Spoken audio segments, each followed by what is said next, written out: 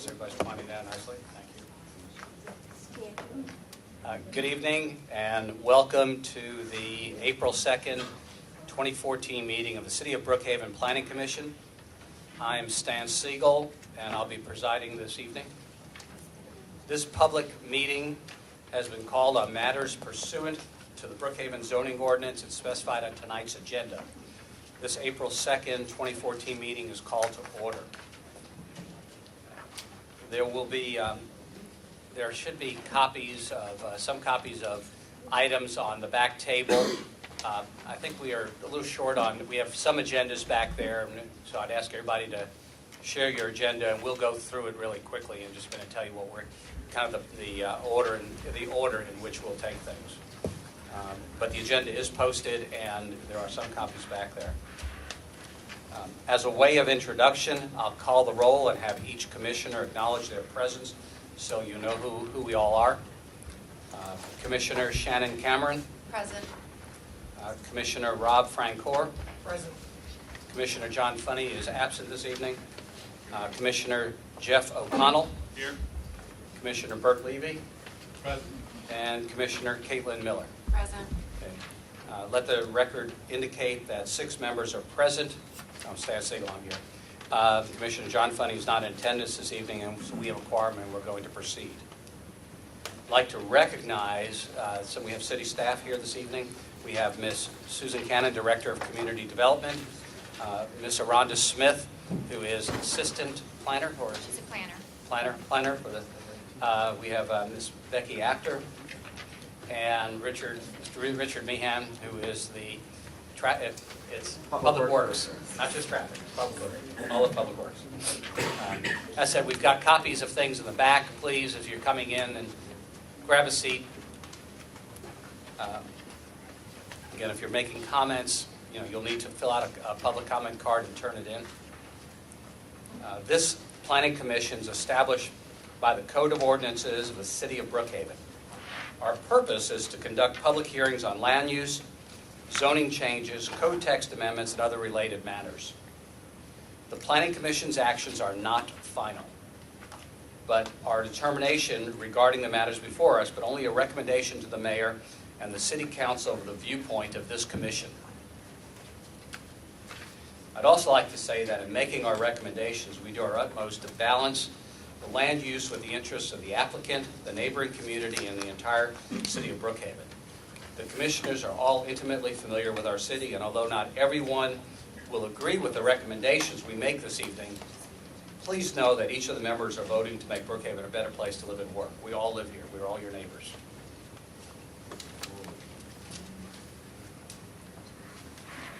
Okay, before we get started and kind of go through the agenda, let me tell you, as we conduct our business this evening, let me give you the process for those of you who have not been with us before.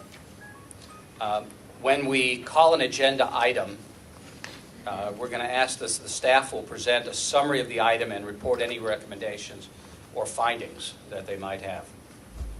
The applicant or their representative for the agenda item will then have a total of 10 minutes, which they can use all up front, or they can make a presentation and reserve a portion of the time for rebuttal after the public comment section. We'll then have public comments. We'll have 10 minutes for those who support the agenda item and 10 minutes for those who are opposed. Each speaker, as I said earlier, will need to submit a comment card before they speak, and when you come up, you need to speak at the podium. You'll need to give us your name and your current address, and just, we want to know where you're from. If it's a community name, that's fine, but we'd like to know your name and address, or if you're representing a group, we'd like to know that as well. Be aware that others will need the time to speak, so be brief and succinct. We want you to state your position on the application before us and help us understand why you've taken that position. Remember, we're here tonight and we're going to discuss it after you give us your comments, and we're going to try to come to the best conclusion we can. We don't want to rush anyone. We want everyone to be heard. You'll need to limit your remarks to no more than 3 minutes, and I'm going to ask that if you come up and what you want to be heard about, if you're concerned about a traffic issue or whatever, and you've heard it before, and you know we've heard it before, please just come up and state your name and tell us that you're concerned about the same thing your neighbor is or your friend. Again, it's your time, and if you want to speak, you can speak, and we're going to give you. But there's just, we've got a big crowd tonight. We've got a lot on our plate, and we really want to get through this. I want everybody to have that opportunity.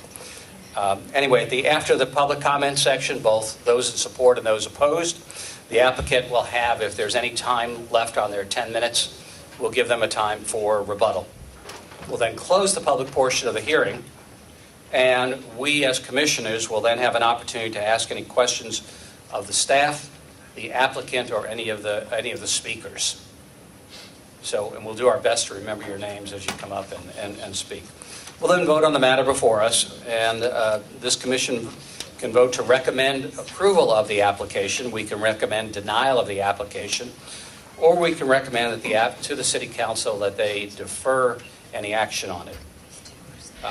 Everybody, if you would, please take out your cell phones and put them on silence or shut them off. We all have that issue. I just checked mine, and I am okay.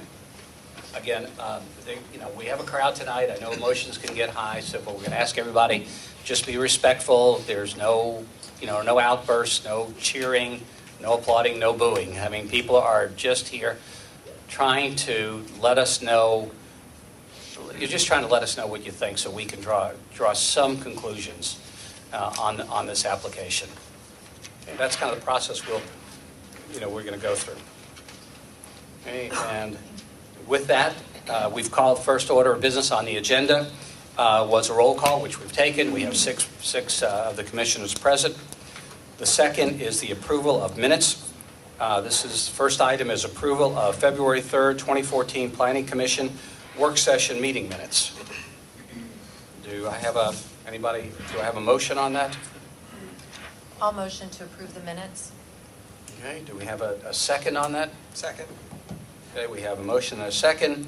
All in favor signify by saying aye. Aye. Any opposed? Okay, item number 1, approval of the minutes of February 3rd are approved. Second item is an approval of February 5th, 2014 Planning Commission regular meeting minutes. We have them in our packets. And again, do I have a motion? Motion to approve. Okay, we have a motion. Do I have a second? Second. Motion and a second. All in favor signify by saying aye. Aye. Any opposed? Okay, we're all set. We don't have any organizational or procedural items, I don't think, are we? I think we're clear on that, right? Mr. Chairman, no organizational or procedural items, just a comment that the Comprehensive Plan 2030 kickoff meeting, the public hearing before the council will be held on April 22nd at 7 p.m. Just to make a note of that. And was that the date that was in our packet? That's not a change, right? No, that's just an the announcement. actual City Council public hearing kickoff for the Comprehensive Plan 2034 will be at 7 p.m. on April 22nd. If anybody knows that, I mean, the Comprehensive Plan is a 20-year planning process for the city of Brookhaven, and the first meeting was held last week. We had the first steering committee meeting, but the actual kickoff pursuant to state law is on April 22nd. Okay, so the actual kickoff will be April 22nd. So we'd like to see the same crowd that's here tonight with you and all of your friends come to. It's an important part of the process, and it would make this process that much. I think it helps smooth out this process as well. Okay, so. Because there weren't enough items, just make sure there weren't enough agenda. I'm going to go through the agenda really quickly. We had a piece. Oh, you did get enough? All right, so I don't need to do it. So the first order of unfinished business, this was a deferral. Ms. Cannon, will you? This is ordinance 2014-01-01 and RZ13 and SLUP, and I'll let you do that. Thank you, Mr. Chairman. As you indicated, this is the first case on the agenda tonight. This is rezoning petition RZ 1311, special land use permit 1301, and special land use permit 1302. This particular case has already had a public hearing before the Planning Commission, has been to the council, There have been a couple of reset dates due to inclement weather, as well as an additional deferral request made by the applicant.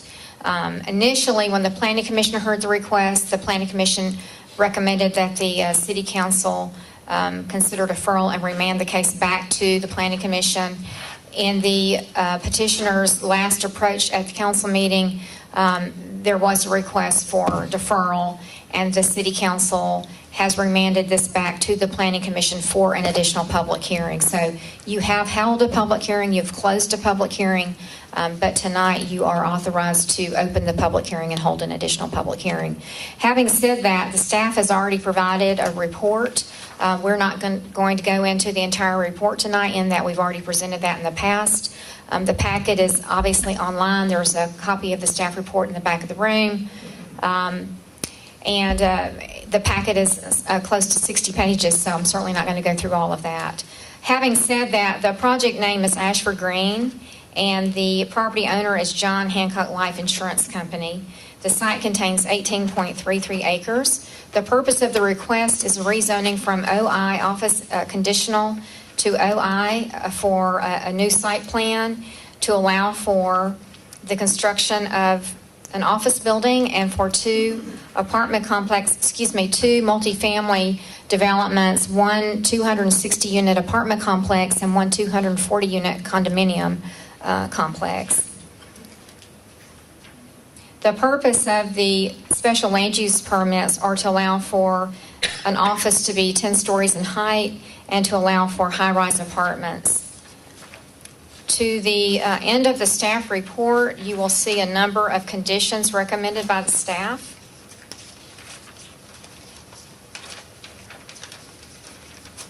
Conditions 1 through 19, a variety of those relate to the site plan.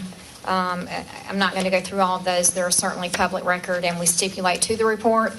However, we will need the applicant to address which conditions they have or have not agreed to for the record. The only additional items that the Planning Commission had not yet seen are those additional comments that we provided on the dais today that came in from the public with comments about the case. In addition to that, we received a comment letter from the Perimeter CID, which you have been provided a copy of that. And the third item that you did not see previously was a comment from the Board of Education. The comment from the Board of Education came in after the Planning Commission heard the case. And with that being said, again, we stipulate to the staff report, and if you have any questions, we're certainly here to answer them, but at this time, it's probably best for the applicant to present. Okay, so the public hearing is officially open. Yes, thank you. All right. Well, the applicant, the identifier, come on up. Thank you, Mr. Chairman, members of the board. I'm Doug Dillard with Wiseman, Noack, Curry, and Wilco. We represent the applicant.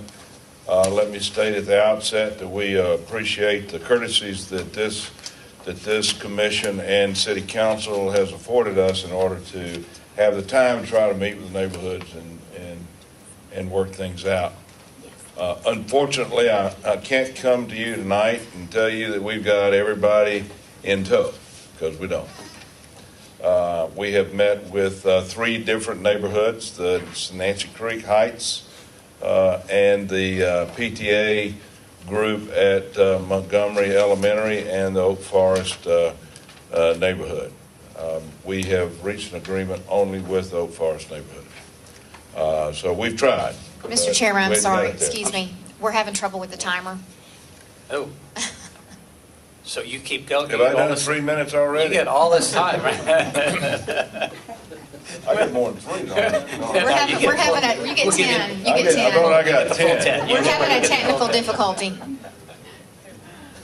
This is what iPhones are for, so we. I mean, a lawyer can't say his name in 3 minutes. I mean, come on.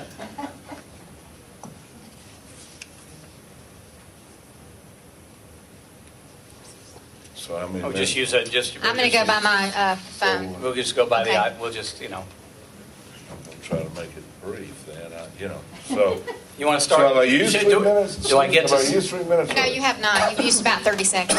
That's what I'll I let you thought. start all over again? Well, it's a fast speaker, Yeah.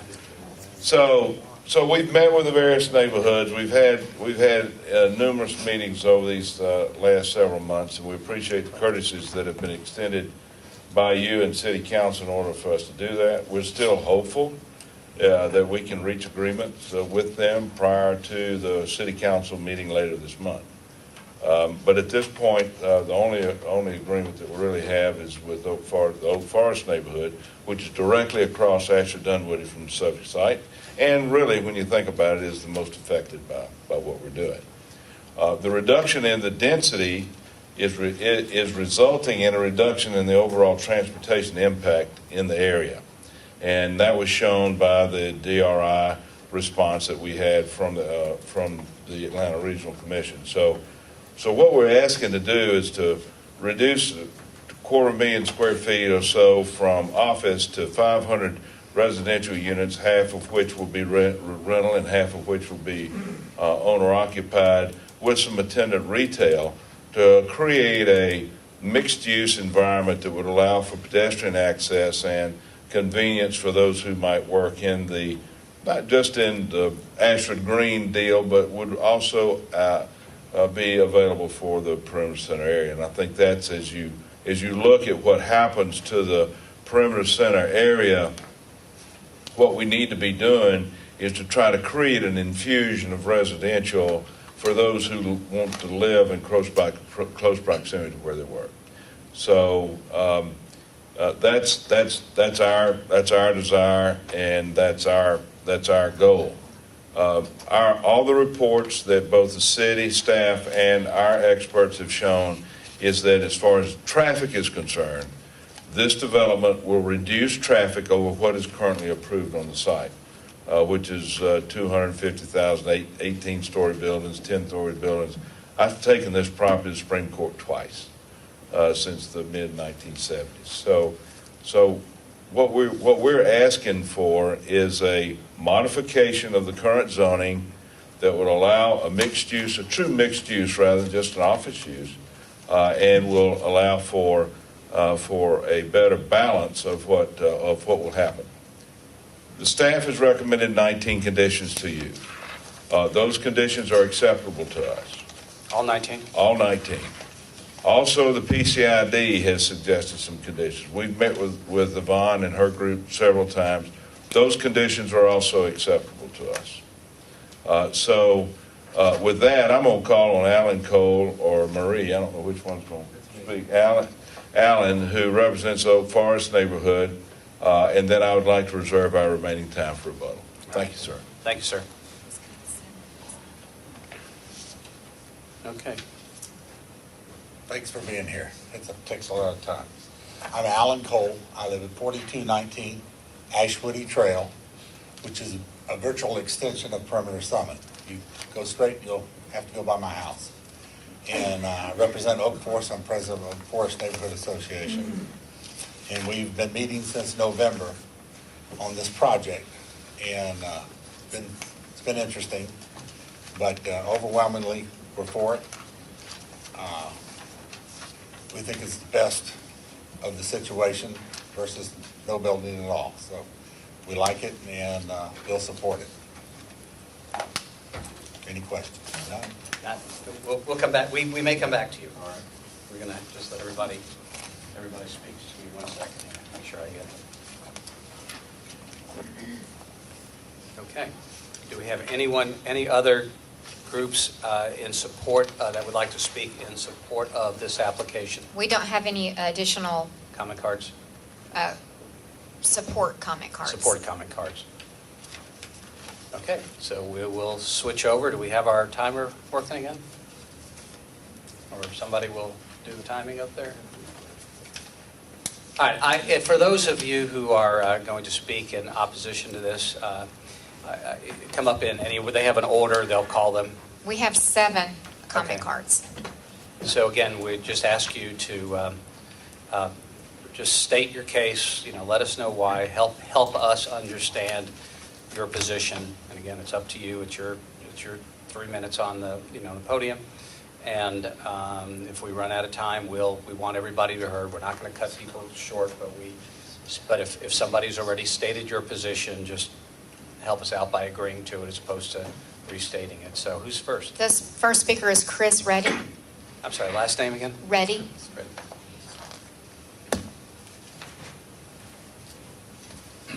I'm Chris Reddy. I'm a board member of the Nancy Creek Heights Neighborhood Association. We're located approximately, I don't know, Chris, a quarter mile. can you stand closer? closer? Yep, sorry, kind of screaming to it. 150 single-family homes in our neighborhood. We have met with Mr. Dillard, who's been very accommodating to us. Currently, our biggest recommendation to the board is that as Brookhaven is going through this change and you're coming up with a master plan, that we would like to see this deferred until we know what Brookhaven's going to look like. It may be a little premature to go and put this into place when we don't necessarily know how things are going to be. So that's our biggest recommendation. We've also put our some recommendations to the board or to the commission as far as traffic goes. I know you've heard that before, so I'm not going to continue into that. And one more thing I would like to say is, in a bigger picture, is we have Sandy Springs with these big projects going on, Dunwoody and whatnot. We'd like to see that all these cities are talking to each other, so everybody's not doing their own thing and everything's building up without communication between each of the cities. So that's our stance at the moment. We'd really like to see it deferred until we get the whole master plan together for Brookhaven. Thank you. Okay, thank you, Mr. Reddy. And to clarify, is this the, I think we all have copies of, it was Miss Holly Snow Yes, sir. sent in a letter, an email from the Nancy Creek Heights. I think we all have it in our packets. So. Okay. Thank Ashley you, sir. Sperling. Ashley Sperling. My name is Ashley Sperling. I am a real estate director for the Wendy's Company. I'm a resident of Nancy Creek Heights. I live at 4204 Navajo Trail, and I'm here to represent my own family. I continuously drive on Perimeter Summit daily to go to work and to pick up my daughter from school. And the reason that my husband and I built our house in Nancy Creek Heights 7 years ago was because of the convenience. To get onto the interstate system and to get to our offices and to our places of employment and the different amenities in the area. However, over the last 2 to 3 years, the traffic at Perimeter Summit has just been gridlock. And I feel like there's a lot that needs to happen in order to get the traffic improved. And I cannot support this project, although I am pro-development most of the time. I cannot support this project given the amount of traffic it's going to put back on Perimeter Summit. And currently, the wait times are anywhere from 10 minutes to 30 minutes within about a mile approximate distance. I understand that the traffic study is being updated. However, the original zoning for this project was probably in 1991. I could be incorrect. And at that time, there were only 2.6 million people living in Atlanta, and now that's more than doubled to 6 million people. Our infrastructure right now with the interstate system can barely handle the capacity daily for the Atlanta traffic. And until something is done to assist with the traffic in this project, and I don't have that answer, I don't feel like this should be allowed, this project. So, thank you. I also would like to make a comment in regards to the school system. The school system is governed by DeKalb County, and I haven't seen the letter that was submitted on the Board of Education, but I'm extremely concerned. We personally do not send our daughters, to Montgomery because of the fact that they're already at capacity, and I just don't know what capacity their Montgomery Elementary is going to have if new residents move into the area. Thank you very much for your time. Thank you very much, Ms. Brown. Okay, next. Jay Cranman.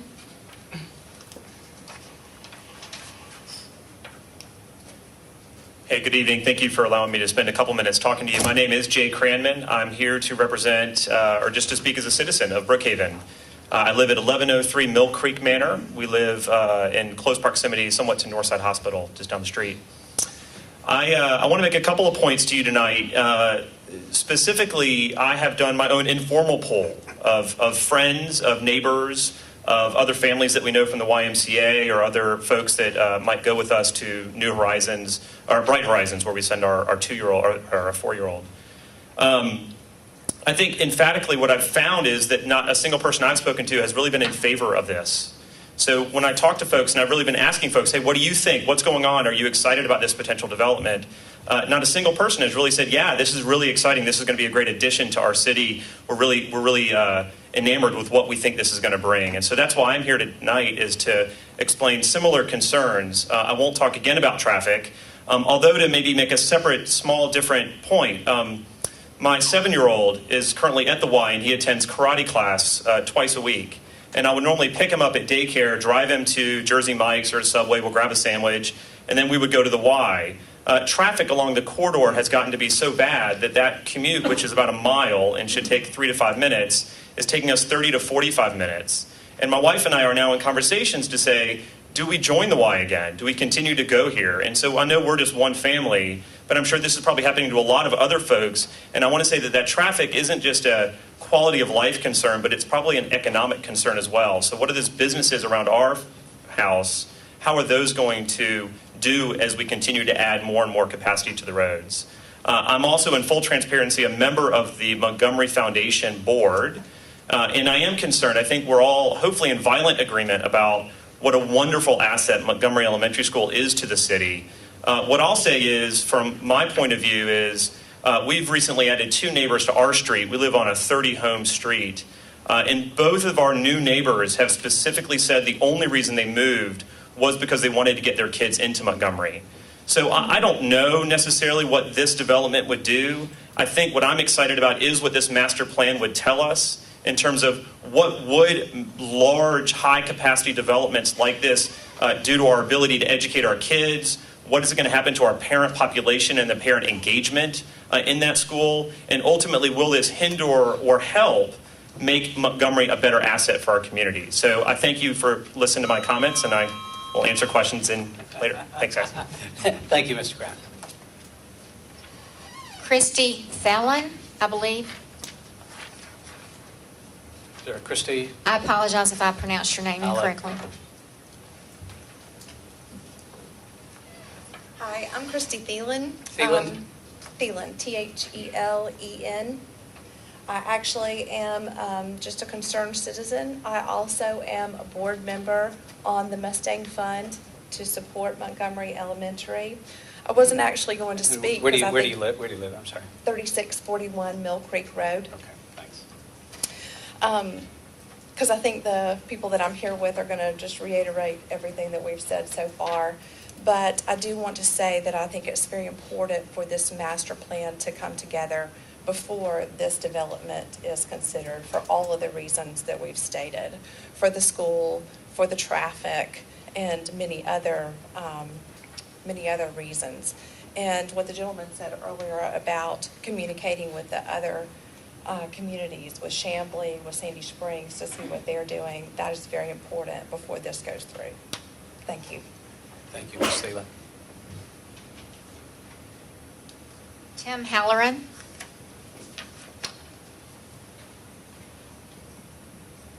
We're at 8 minutes and 40 seconds, Mr. Chairman, just to let you know.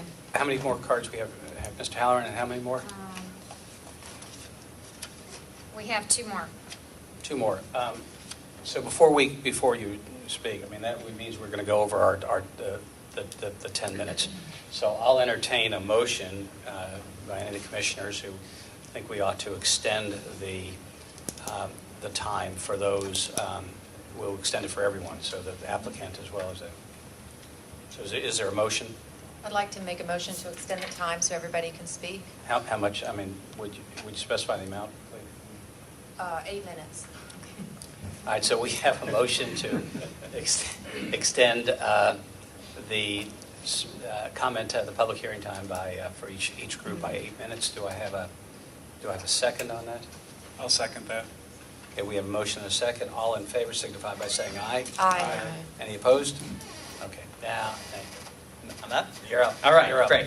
Thank you. Tim Halloran. I am president of the Montgomery Mustang Fund, which is a foundation that represents the school, some 500 plus families in the school. Just to give you guys, I think it's been mentioned once or twice, but just to give you the foundation, Montgomery is the top scoring school. If you look at public elementary schools, the top scoring school in the city of Brookhaven. It also is one of the top in the entire metro area. The school has been really on a skyrocket as far in the last 5 to 7 years as far as its success. And the reason for this is that there's a strong active parent group that also makes strong financial and time-related contributions to the school. And as a result, the school is also, as a result of that, in an overcrowded kind of situation right now today. And the concern of the foundation, and by the way, the foundation has had a chance to meet with Satish and Doug, and we appreciate the meetings that they've had with us. But the concern, it really comes down to 3 points.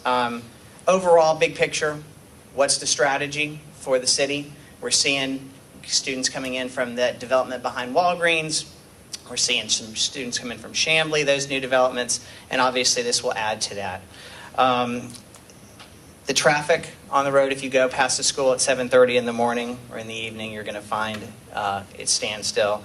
And the safety of our students walking to school. So our concern on this is that there's not a master agreement in place, and that we would advocate that that be put in place before we move forward with this. That being said, we have been meeting with Doug and Satish, and we're not at an agreement yet as far as the school, as Doug mentioned. I think we're getting there, but that's where we are today with the school. Thank you. Great. Thank you, sir.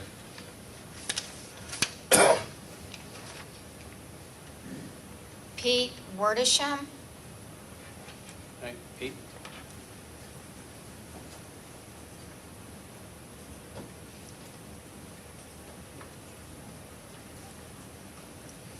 Good evening, I'm Pete Wordisham. I live at 3672 Woodstream Circle in the city of Brookhaven. Perhaps better known to most around here as Elizabeth's husband, but that's because she is very involved in the community and very proud of her. I thought the for name that. sounded familiar. I'm speaking just on my own behalf as a resident of the area, of the city, as well as a parent of a Montgomery student currently and another to come.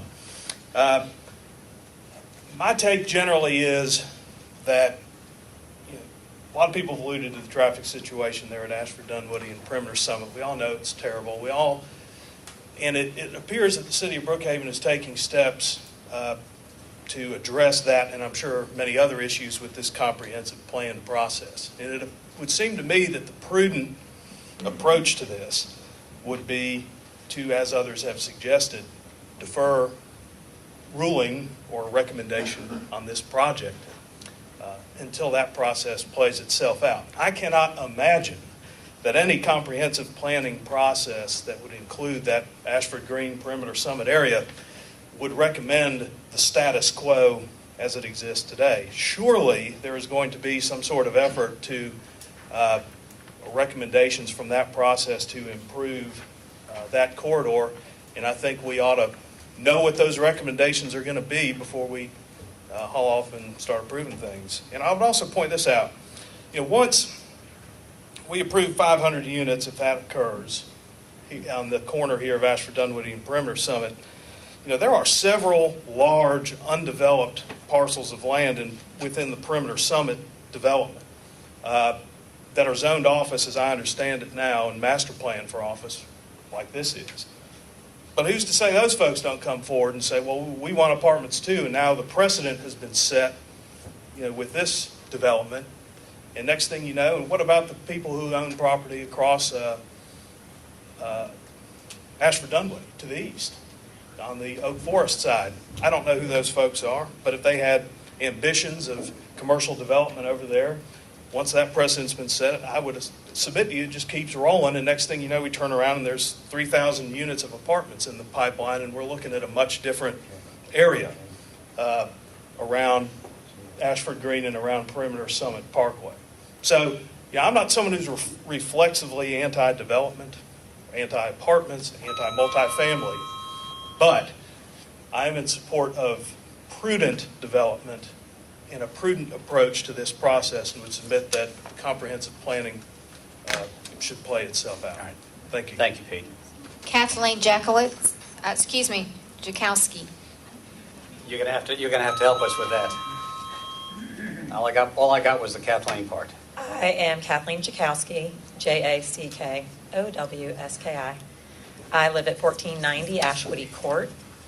I have lived there for 9 years and have considered myself a neighbor of the Oak Forest Hills community. All transparency, I serve, as we all wear many hats, on the Montgomery PTA, as well as the Mustang Fund Board. I am here as a neighbor. It was brought to my attention on Monday that I am not actually a homeowner in the Oak Forest Hills subdivision. The line ends two houses before mine. So I'm speaking as a neighbor that is not necessarily included in the Oak Forest Hills opinion or point of view. I know that it was said that Oak Forest Hills has been working and speaking with the developer and the lawyer since November. It's my understanding that an actual meeting that was put out to homeowners was not actually held or publicized until this Monday. So I just ask you to consider that we do not have a homeowners association. There's not a neighborhood association. While I believe there's a petition that you all received with signatures, I don't believe that anybody has been voted to speak for the neighborhood as a whole. And I feel that there are quite a few homes, me being on the corner of a major cut-through and having 3 kids that play on the corner of that major cut-through, being one of them, that are not that were not represented in the Oak Forest Hills agreement. Questions? Thank you. Yeah, thank you, Ms. Jankowski. Mr. Chairman, we have 1 minute and 18 seconds left of the 8 minutes, and 1 card was added All after. right, so after I'll the entertain a motion to extend for, more than 8 minutes and 30 seconds. No? Is there another motion to extend for another 5 minutes, so we go 5 or 6 minutes more? Yes, another motion to extend for 5 minutes, please. All right, do I have a second on that motion? I'll second that. I have a motion and a second. All in favor, signify by saying aye. Aye. Okay. Aye. Elizabeth All opposed? Okay. Elizabeth Wardisham.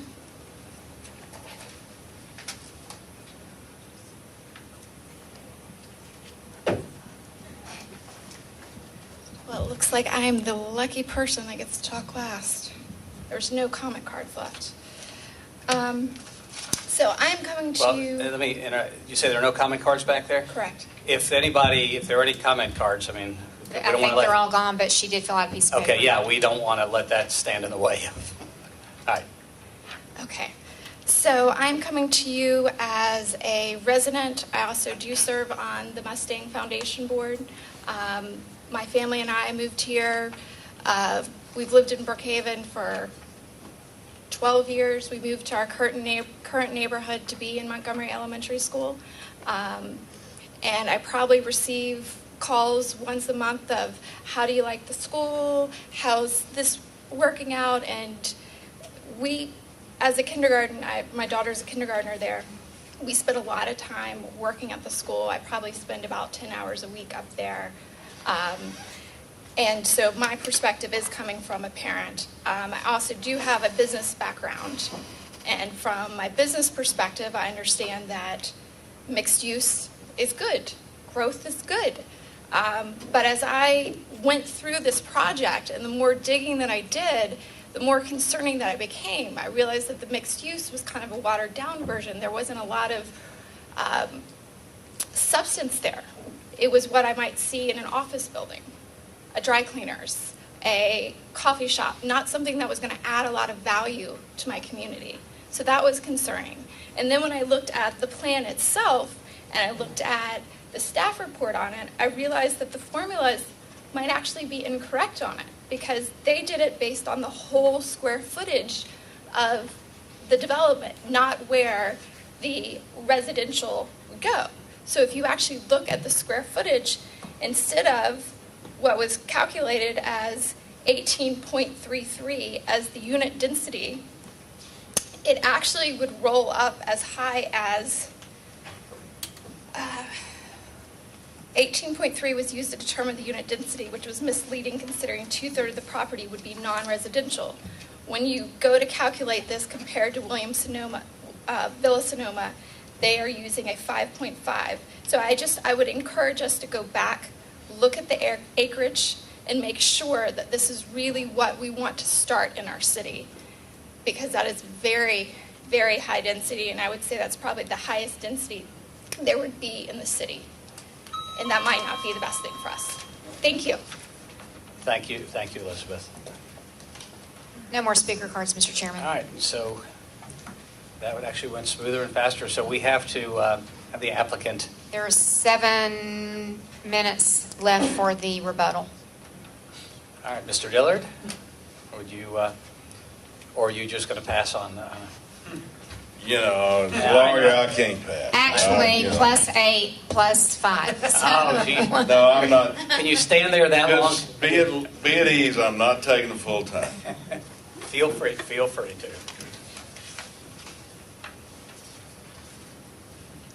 I started working on this property in 1979.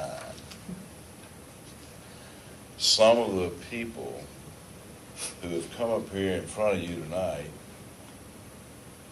not only weren't born, they probably weren't even thought of at the time. This is the 4th time that I've come before a zoning board to ask that this property be rezoned. And 2 of those times was after a couple of trips to the Supreme Court. We first asked for condominiums on this site. 8 units the acre, the John Williams and Post properties. That was denied. We sued, wound up coming back. Lake Hearn Terrace, that was 19 homes that backed up to the Brunel Spruill property, which was 24 acres, which is now Ashford Green, came to us and said, we'd rather have office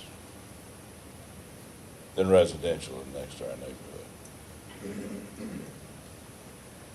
At the last minute, we went in and got his own. Manuel Maloof cussed me out.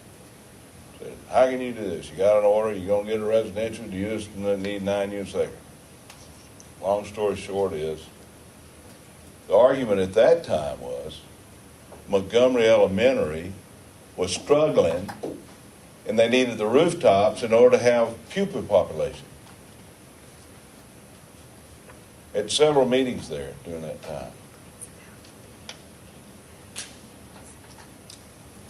There hasn't been that many homes, additional homes, built within the Montgomery area, and they certainly is not attached and detached. Okay, you've got some townhomes in the cluster. But the thing that has helped grow this neighborhood and make this school one of the best schools in the area is because of the per capita income, the family income, and the close proximity to office. The other side of it is this. The Burnwick neighborhood fought, and Rebecca Williams will tell you this, fought us like crazy. But she will tell you today, and I want to speak, no, I'm not going to put words in her mouth. I'm just going to say that the value of the homes that in the 80s we were being told were going to go down in value because of the close proximity to non-residential uses has been just the opposite. Well, the same thing is true about this whole school thing. It's a myth. We're going to generate 5 students, not 28 students. And even if we were going to generate 28 students, as you relate to the overall impact on the school, it's nothing compared to the overall student population. They got trailers out there now. The impact on traffic. We've got a traffic study that nobody has refuted that says that what we're proposing on this property will have a less of an impact on traffic than what's currently zoned for, I don't get it. The Nancy Creek neighborhood, I met with Ms. Snow, and I met with them, and I appreciate them doing that. They want us to wait until all the problems are solved. Well, let me just tell you something. We denied SPLOST last year, and I worked really hard because I was chairman of Council of Quality Growth. I worked really hard to get SPLOST passed. It didn't pass. We're in for a lot of heartache as it relates to congestion, gridlock, and development in this area. Because this whole community has an opportunity to be an example for the rest of the country of how you go from a traditional suburban office and retail environment to a true urban node supported by transit. And to do that, because we're handling the State Farm deal, I'm handling the Gold Kiss deal. To do that, you've got to have a mix of residential. And what we don't have on the Lake Hearn property, on this side, this south side of 285, is we don't have a balance of residential where people can live in close proximity to where they work. And it's not about the school. We're not going to generate any school children. That's not true. And nobody has given you any true information that would justify that. And the school board has said no more than 28. The letter I got that I sent to you says 5. And we're half rental and half owner occupied. And we're going to do some retail in there that makes convenience for those kinds of uses. Look, this is a down zoning of this property. And we're not going to sit here and say we don't have transportation issues and that kind of thing. But this is a down zoning. We accept the conditions of staff.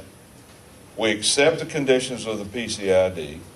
We've got an agreement with Oak Forest neighborhood. And just because we hadn't been able to agree with everybody and hadn't been able to do what the school board, what the school folks wanted, is no reason to hold this property hostage because of unresolvable issues that nobody else is participating in except to oppose what we're wanting to do. It's not right. And we want to do our part. John Hancock is a significant corporate citizen in this community. And they have shown their ability and willingness to participate in the solutions that all of us are concerned about and that we all want to see solved. But we can't not let them go forward because they're not going to develop the office. They will develop the residential. And it's not right to hold them hostage because of regional problems that the region doesn't have the fortitude to deal with. We submitted it to the voters last year. They rejected it. So we got to live with it. Thank you. Did Mr. Dillard get all of his time with the time from plus the additions? Well, I got 12 seconds. No, I mean, did we get all the 8 and 5? He did use his time.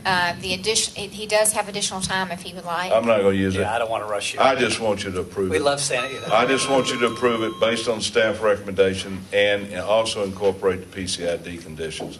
And realize we do have some support in the neighborhood for this. This is not just a totally divided situation. Thank you. All right. Thank you. Thank you, sir. Okay. Ms. Khan, was there anything? Are there any others? No, we've finished all of that. That's it. So we can close the public hearing at this. We can close the public hearing at this point and open it up to the commission to start the discussion. I think to make it easier on everybody, I'll leave it up to you all. But maybe we should just, instead of having ask a question of one of the people who spoke, and then of the staff, or then try to get it all together and ask the staff all their questions, ask the staff questions, and then ask Mr. Dillard questions, and But your choice. It's up to you. So first is, are there any questions for the staff on this issue? There may be later. Okay, that's fine. I have one. That's fine. Does the O&I zoning permit retail uses that are not contained within the office building?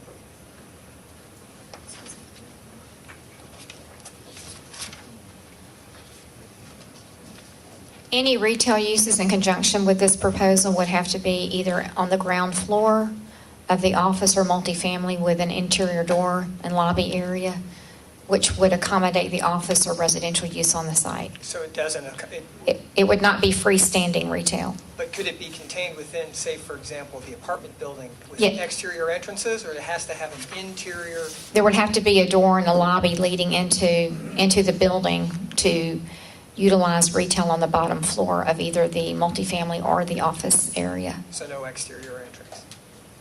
The intent is to enter it in through the building.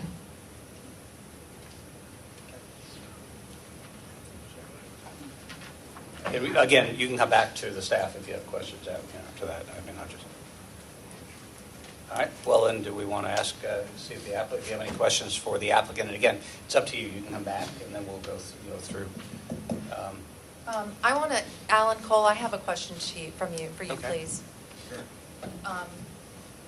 Can you clarify the Oak Forest Neighborhood Association that you represent? We're hearing that there's not an association and there's not an official board. Are you guys registered with the state? How does that work?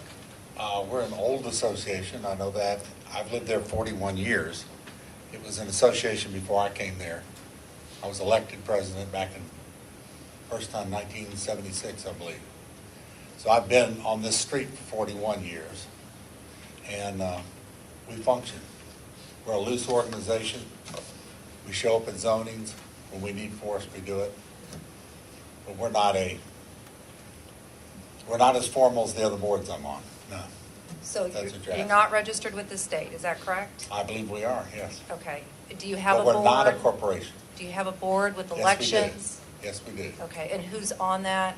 David Gaines is vice president, and Matt Gunning. So you have Right. 3 people on your board? Right. Okay, and you represent the entire neighborhood? I do. Okay. 114, and we've talked to all but, I know I'm 80 people, just to make sure everybody's on board with this. So out of 115 homes, I have 80 people who know what's going on and said yes. I have a number, I think we have a lot of homes being built right now, so the owners are kind of out of pocket. We have the homeowners on Ashford Dunwoody that don't want anything to do with us. So that's 7 homes there. And we haven't spoken to them in years. And so that's where we are. But our concern is traffic. It's our street. I mean, Perimeter Summit is the street I live on. I've lived on a long time. And when they built the Villa Cristina apartments, we didn't notice traffic increases. When they build an office building, we have everybody cutting through our neighborhood. Getting lost, trying to get home. It looks like it's a throughway across the lake to most people that don't live there. So what is Oak Forest going to do with, I think I saw an email, the $75,000 that you guys are going to get? Can I ask that question? Sure. I mean, we haven't voted, so I can't speak to that, but I know what we want to do, basically, is, and that's a if and when type money anyways. The city can have a lot to do with the money. May I interject, please? Any type of private agreement like that is something that the city would not be involved in. Right. So I just want to make it clear that we are not and will never be involved in contract zoning. Right. So, But that's what was in the email that said was agreed upon, right? In here? yes. It's part of the conditions, yes. Okay. Thank you. That's correct. And it would involve the city, and it also involves a partial of property at the front of our subdivision. That's fine. I think what we But I we would heard like to say one does more not thing. involve the city. It does not involve the city. No, we've asked the question. Y'all have anything to do with the school? No. Does this Mr. board- Chairman, no, could we this is- move on, this is- please? Okay. Yeah, Thank you. please. I have one question for Mr. Cole as well. Okay. Might turn into 2. When we last met, I know you definitely weren't pro this development. No. I think you reserved, somewhat reserved. I think your leanings, if I recall correctly, were not necessarily in favor. And I know that the deferral was at a request of all the parties so that meetings could take place with the community. We aren't privy to those meetings. I would like to know what took place between the last meeting and tonight where you were overwhelmingly in support of the, so we went from kind of on the fence, we went 2 months, there were some private meetings that took place, and now suddenly you and your neighbor are overwhelmingly in support of the project. Well, in meeting with the developer, first of all, we realize it's already zoned for high commercial. And we know for a fact, just living in my neighborhood, if they build 2 commercial buildings there, our traffic's gonna go off the chart with lost people. Every time they've built one. And from just, no traffic counts or anything, but we know when they built the Villa Cristina condominiums, we didn't pick up traffic. So people are staying home. And if you look at traffic patterns, I'll much prefer condominiums and apartments because they're local. And at 7 o'clock, they won't necessarily be leaving, and at 4:30, they're not coming home. I understand, when we've talked about the traffic Right, a so few times, and I guess that was more it's a traffic issue straight up, and everybody had the issues that way. And it's not a school issue, which was brought into it, but it's not. It has nothing to do with schools. Sure. All right. We need to attend the school board for that. Yeah. I don't want to shut off, Sure. but I think we need to keep it to asking a question, and if we have an answer, then but I appreciate that. I appreciate, we're as much at fault as that as anybody else. We wind up testifying instead of just asking questions and answering, so. All right. Anybody, any other questions? Let's come down here. Let's come down here. Brookhaven or Commissioner Miller? No. All right. Commissioner Levy? I had a question for Mr. Dillard.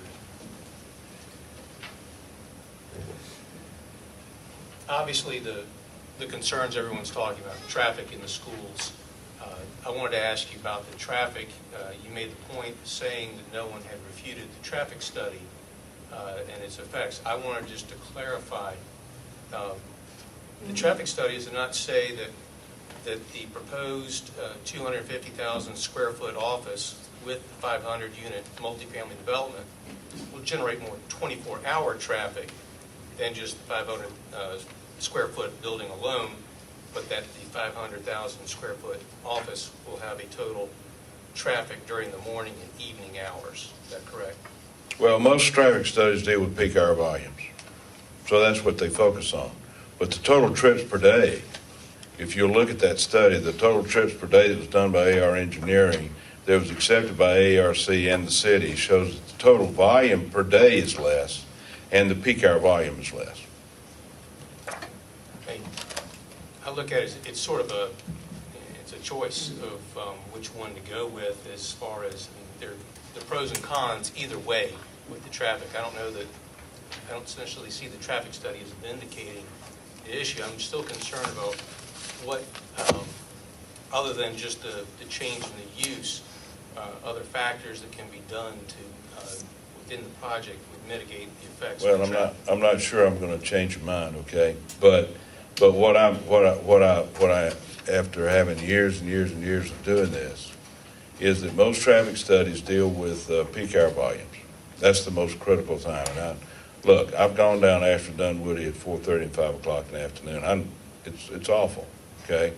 But we're not going to solve those problems. But what your choice, I think, is to say, all right, well, what would happen if we put another 250,000 square feet of office that's going to contribute to that peak hour volumes when the residential is not going to contribute to that peak hour volume because they're going to live there. They're not going to have to go there unless they're coming from somewhere outside of that area to go home.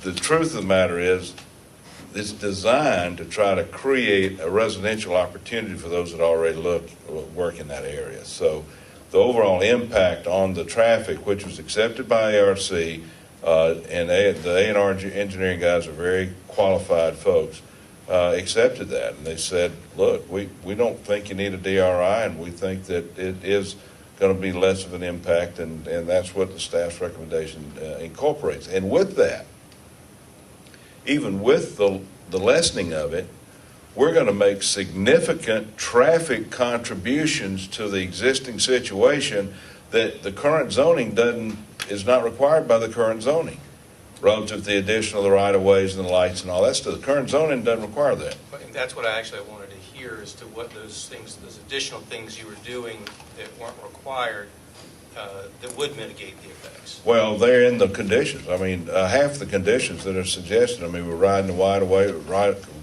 the right-of-way, we're improving the lighting situation. I mean, half of the conditions that are suggested by staff are traffic improvements. Thank you. And to address the question on the retail, Sure, go ahead. I want to take a little issue with Susan. This is what we anticipate. I mean, we want there to be a community sense of retail accessibility to pedestrian and also the residents and to the office workers that would come that are going to be there during the day. We'll have cafes and that kind of stuff. I'm an organic farmer. I might like to put a little market in there of some sort. But having said that, I mean, that's our intent. I'm not sure, and I'll yield to Susan. She knows the ordinance better than I do. But we want external access to these retail facilities. It might take a variance of some sort, but that's sort of what we're going to want to do. Thank you. You might stay there because I'm going to have a question for you Okay. if no one else does. I have a question. Go ahead. Clearly, one of the concerns is the potential impact of additional children in the schools. Nobody can say exactly. Is it 5? Is it 28? Is it 0? Is it? We don't know. But you've stated that you doubt that there will be children, or a measurable number, that will be added to the school system. But one way to accommodate that, or be able to say that with a higher degree of certainty, would be to limit the number of 3-bedroom units in the project. So it's just sort of thinking out loud here. Would your applicant be willing to agree to, say, a 5% cap on the number of units with greater than 2 bedrooms, or 2 bedrooms and a den? And Yes. 4 rent projects? Yes. And I have a question, just a clarification, if you would. I'm sorry, go ahead. I'll let you go. I just wanted Rob to clarify what he just said, a 5% cap. Can you clarify that again? Of the total number, say you build 300 units, just to make the math easy. Just, So if you build 300 units, not more than 15 units could have more than 2 bedrooms, Okay. which would appeal more likely to people with children, to families. Okay, good, thank you. I mean, most of the units, if you look at what they did at Metropolitan and other places, I mean, they're 1 and 2 bedrooms. I mean, they're not 3 bedrooms. The question I have, and then I'll come back if anybody else has anything before you, has to do with a statement you made about this is a reduction in density overall. The calculation, when I look at it, and this is a question, I mean, you had approval for 715 or 750 in 1991. I think one was net and one was gross, so we'll use the 750. You have about 250 in there now. 277. 277.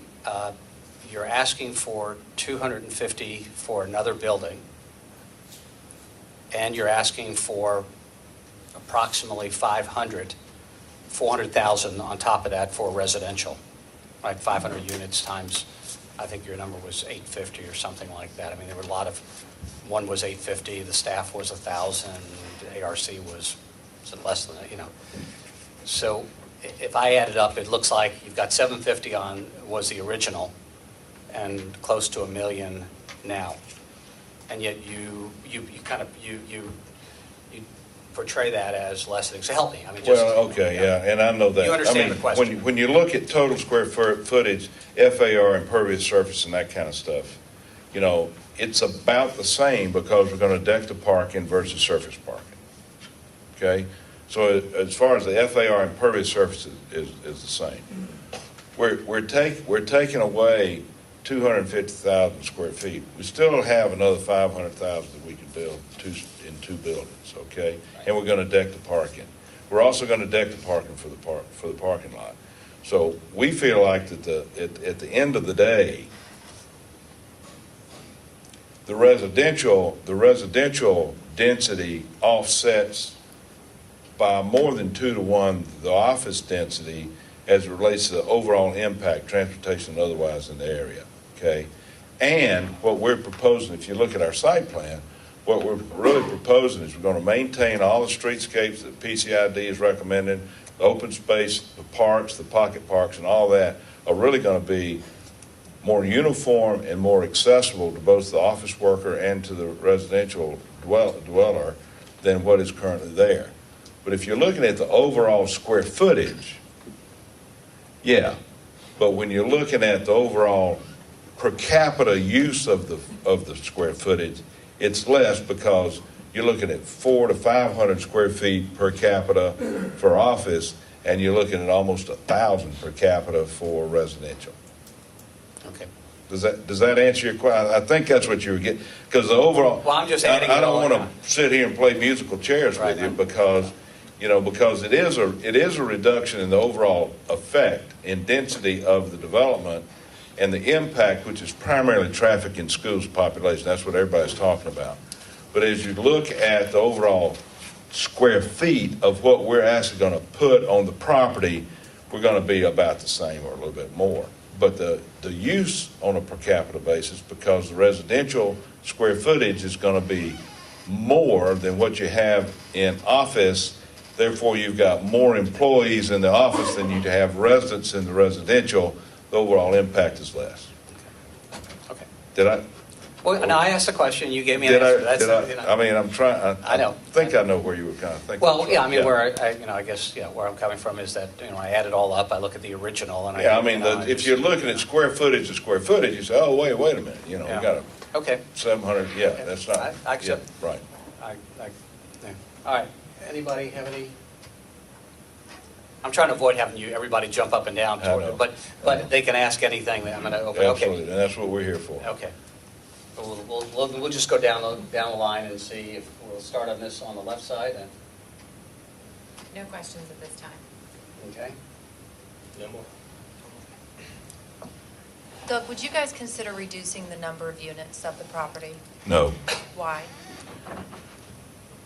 That's not a non-starter. We have talked to all the neighborhoods about that.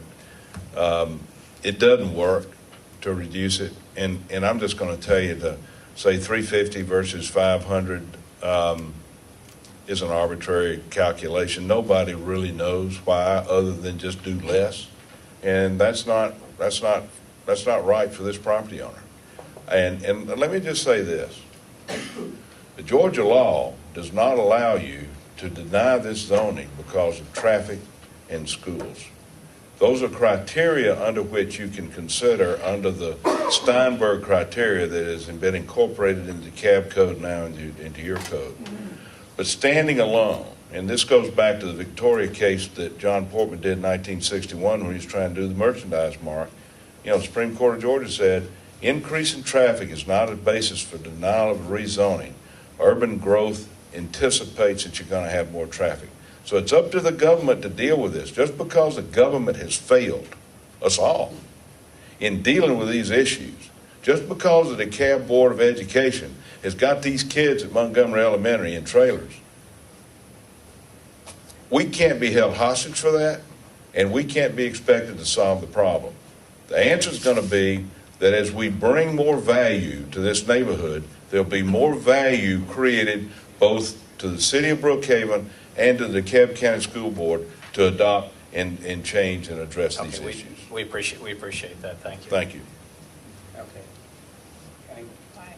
Last one? All right, I have one. All right, well, okay, we have one last, then I'm going to call the question, so. So now call the question, so, go ahead.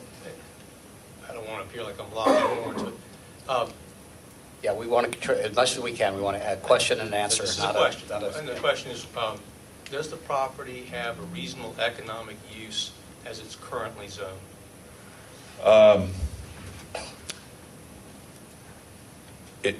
To a point, it does. Okay? But in reality, and I know that reasonable economic use is one of the issues that we've got to get by, okay? When I first tried this case in the late 70s, the county put up testimony that the property had reasonable economic use as R100. And we had to show how this property, zoned R100, did not compete fairly with other properties similarly situated. Likewise, this property as office is now on the outskirts of the urban node in the perimeter center area. As I mentioned, I'm currently doing the KDC State Farm deal. We're currently doing Gold Kist. I've zoned those properties 3 times 2. Their opportunity to provide office and a mixed use is greater than these properties are. And if you look at what is going on in Perimeter Summit, there's not a lot of office activity. Cox has got 1 million square feet zoned along Lake Hearn. Bob Voiles and Perimeter guys have got over 1 million square feet zoned for office. We've got 750,000 square feet of office. We don't need all this office. All right. And that's, so to answer your question, I think I can make a case that it has no reasonable economic use as currently zoned. Okay, great. We appreciate it. By the way, all right, so I think we've, You may have more questions, just not for Mr. Dillard. okay, well then, whatever questions you have for anybody, let's, I have a question for staff. okay. Susan, before we move on, the OI and the retail with the entrances on the exterior, is that allowed? Or do we not know yet? Are we still looking? I was going to read the section to you from the Okay. code.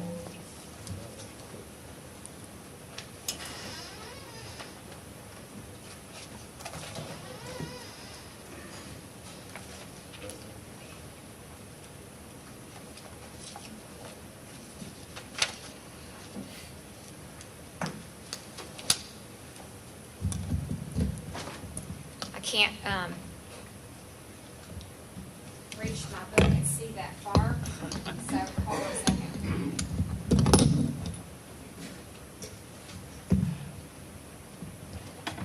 Under the OI section of the ordinance and accessory uses and structures of which retail would be accessory, retail use would be allowed where accessory to a high-rise apartment building or a high-rise office building, provided that all such uses shall be located on the ground floor of such high-rise building and shall be entered from the interior lobby of said building. And said accessory retail uses shall be designed and scaled to meet the needs of the tenants of the buildings and their guests. Thank you. Okay. All right, we want to keep this moving along, but I want to make sure everybody, I mean, this is an important issue for the community, and I realize that we're spending a lot of time and we might even be going over a few things, but I think it's really worthwhile. So anybody have any other questions before we call for a motion? All right, well then is there a, we have 3 items here, and I think we discussed it at our work session. We will have 3 separate motions. First motion will address RZ 13-11. The second motion will address SLUP 1301. And the third motion will address SLUP 1302. For those of you who are here, it's going to be all the same. Lee, this is, what did we say? It wasn't legalese, it was code, what was it? Code speak. Code speak. So we're going to address, the first motion will be for, do we have a motion for RZ 13-11, the rezoning request from O&I, Office of No 2 O&I, conditional? Mr. Chairman, are we going to have an opportunity to request any amendments to the staff's recommendation? You can, in your motion, you can offer the motion to approve as conditioned by the staff, with the PCID and anything else that you like. You can you can make a motion to deny, or you can make a motion to defer. But you can add your conditions now, if you'd like, in your motion. Remember we decided the other night at the workstation, we couldn't have the motions, we weren't going to have a motion, we weren't going to have a condition and vote on the condition. It's the zoning of RZ 13-11 and any conditions you choose to add, delete, or modify. All one big, take a deep breath, and Becky is going to record all of it. Somebody has, all right. Somebody's been writing, and Okay, all right. Thank you for taking notes. So I'd like to make a motion to approve each of those three items with staff conditions, plus I think we're going to have to take 3 votes is what we decided. Yes. 3 votes? Yeah, Okay. so you want to approve RZ 13, the motion is for RZ 13-11. We're just going to make you repeat it each time. Okay, for Okay. RC 13-11. RZ 13-. All right. For condition number 1, I'd like to add of which not more than 5% of the total units may contain more than 2 bedrooms or 2 bedrooms and a den. Would you repeat that one more time? That we add of which not more than 5% of the total units may contain more than 2 bedrooms or 2 bedrooms and a den.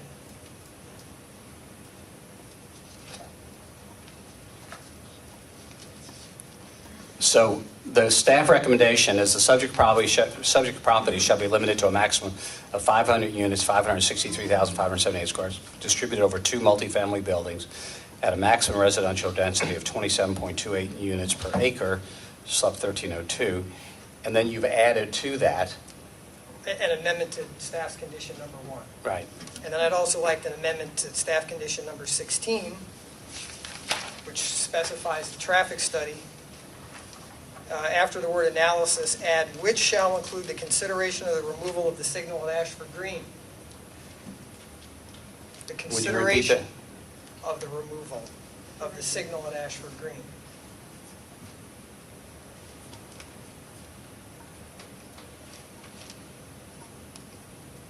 Okay, is that that's 2. I thought you said there were. Well, the third was the retail space, but we're saying Okay. now that it's not in Okay. compliance, they'd have to go So, for variance.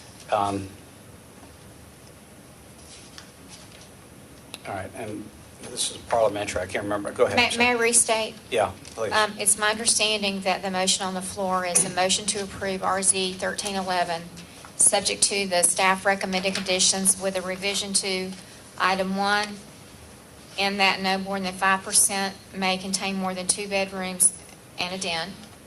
2 bedrooms or 2 bedrooms and a den. 2 bedrooms or 2 bedrooms and den. And an amendment to condition number 16, after the word analysis, stating which shall include the consideration of the removal of the traffic signal at Ashford Green. Yes.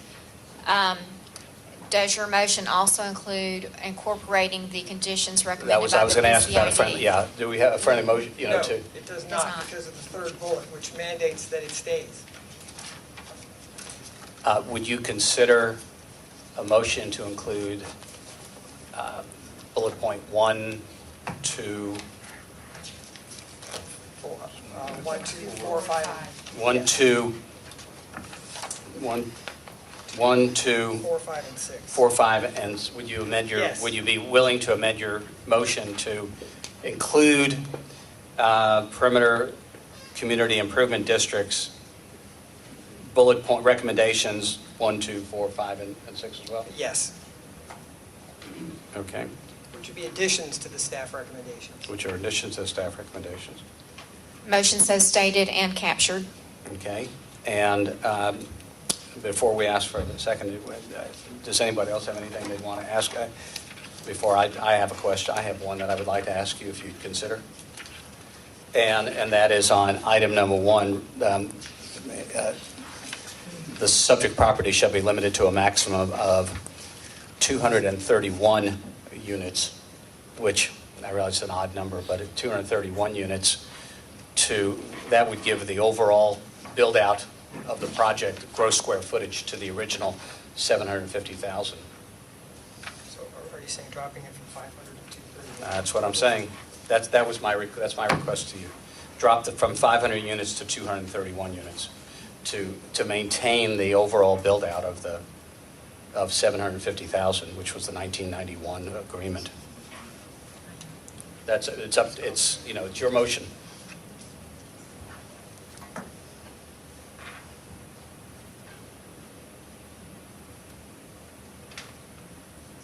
Okay.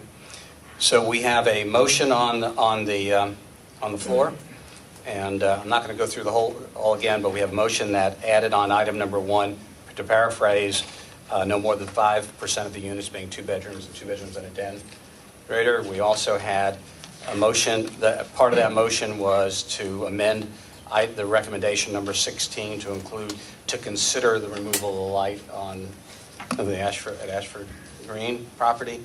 And the motion, again, paraphrase, included items 1, 2, 4, 5, and 6 from the PCID. Is there a second on that? I'll second the motion. Okay, so we have a motion and a second, so we'll leave it open. Will do any discussion on this motion?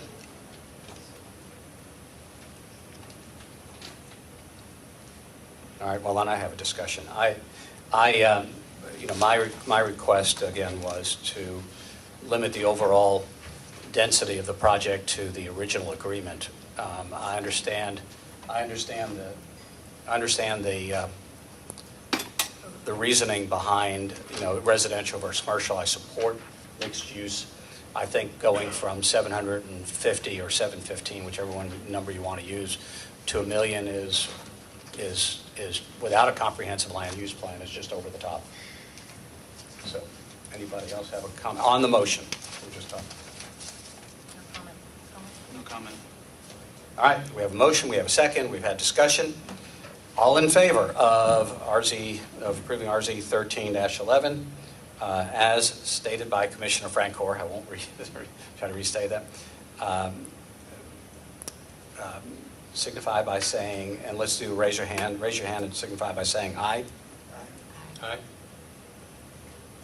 All those, that's 3. All those, I'm sorry, I didn't look down here. All those opposed to it, please signify by saying nay.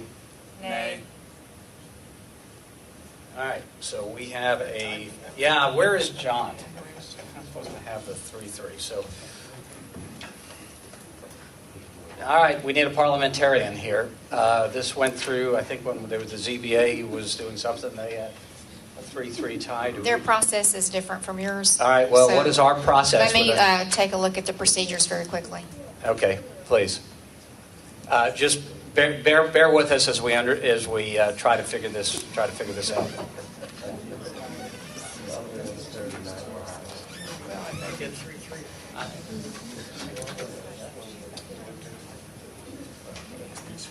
Just again, bear with us. I'm asking you to just kind of sit tight. We're going to get really on what happens with a 3-3. Remember, it goes from us to the city council. I know, we usually have 7. We have one person in Saudi Arabia, I think, tonight, and that's it.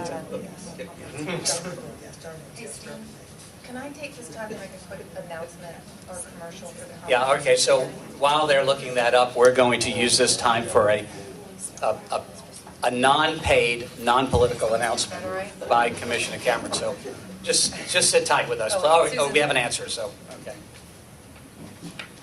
In order to have an affirmative vote, there must be a vote by the majority. And so you have a 3-3 vote. So it moves forward to the city council as a 3-3 vote. So you don't have a recommendation either for or against Okay. on that particular portion of the case. Right. So you have 2 more. I understand we get to it, I'm sorry, could you but read that again, read that because again, I please? heard it different. So did I. All right. Passage of a motion shall require the vote of at least 4 commission members and must receive the affirmative vote of a majority of those voting at which a quorum is Let me present. interrupt you if I could. So the first statement, the motion, as it was presented, did not receive 4 votes. Correct. So it did not pass. The motion did not pass. Correct. Okay. So we could have ask for another motion on this, or move on to the next item. Is that correct? Or Susan's saying it has to have that to pass. It didn't pass, so it rolls over with the 3-3 It says it goes votes. to the council as a divided. Okay. All right. We'll take that as a turn. So the motion on RZ 13-11, as it was amended and moved did not pass. Correct. Okay, and it will go to the council. So now I'm going to call for a vote on SLUP Special Land Use Permit 13-01. And if I have a motion that's the same, I won't make you repeat it. We'll make Becky do a paste and copy. Or if we want to, is there some change to that? So is there a motion on that? Same motion. Okay, so we're going to use the identical motion for SLUP 13-01. Do we have, anybody want to ask for, okay, do we have a second on that motion? I'll second it. Okay, we have a motion and a second. Do we want to have any more discussion on this?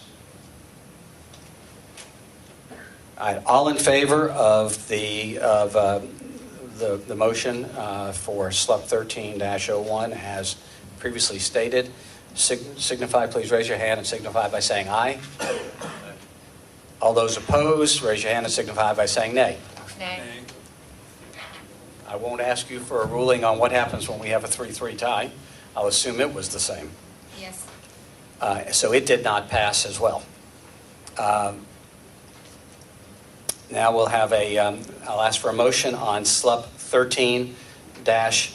Do I have a Same motion? motion. Okay, another paste and copy? I'll second. Do we have a second? All in favor signify by raising your hand and saying aye. Aye. All opposed, raise your hand and signify by saying nay. Nay. Nay.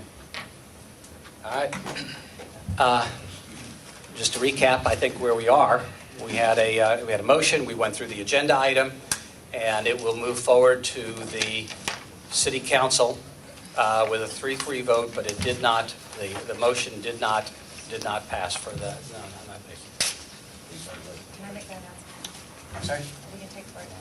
We're going to, yeah, so that's our, believe it or not, folks, that's our unfinished business. We're going to take 5 minutes. We'd love for you all to stay to hear everything we're going to do. But, before you leave, Commissioner Cameron has one quick announcement if we'd like you to hear this. Bill, just very quickly, I'm thrilled to see This is so during many the break. people here. And we mentioned very briefly that we're starting the comprehensive planning process for the city of Brookhaven. This is a very important process where every citizen has a voice in what our city's going to look like over the next 10, 15, and 20 years. So when you see public hearings, please attend. If you get an email asking your opinion on what you might want to see going up and down North Druid Hills or in our parks or across the community at all, please respond.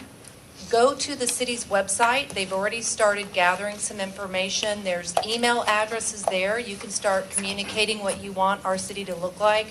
But this is the time to stay engaged. Because once this is done, we don't review it for another 5 years. So please, please get engaged in this process. It's going to be very short. We're not looking at a long-term investment of your time.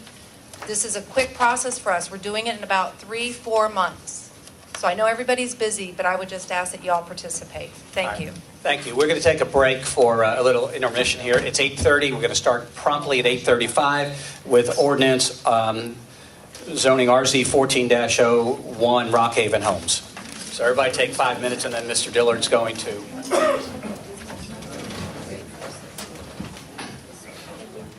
All right, can you hear? Are we back on?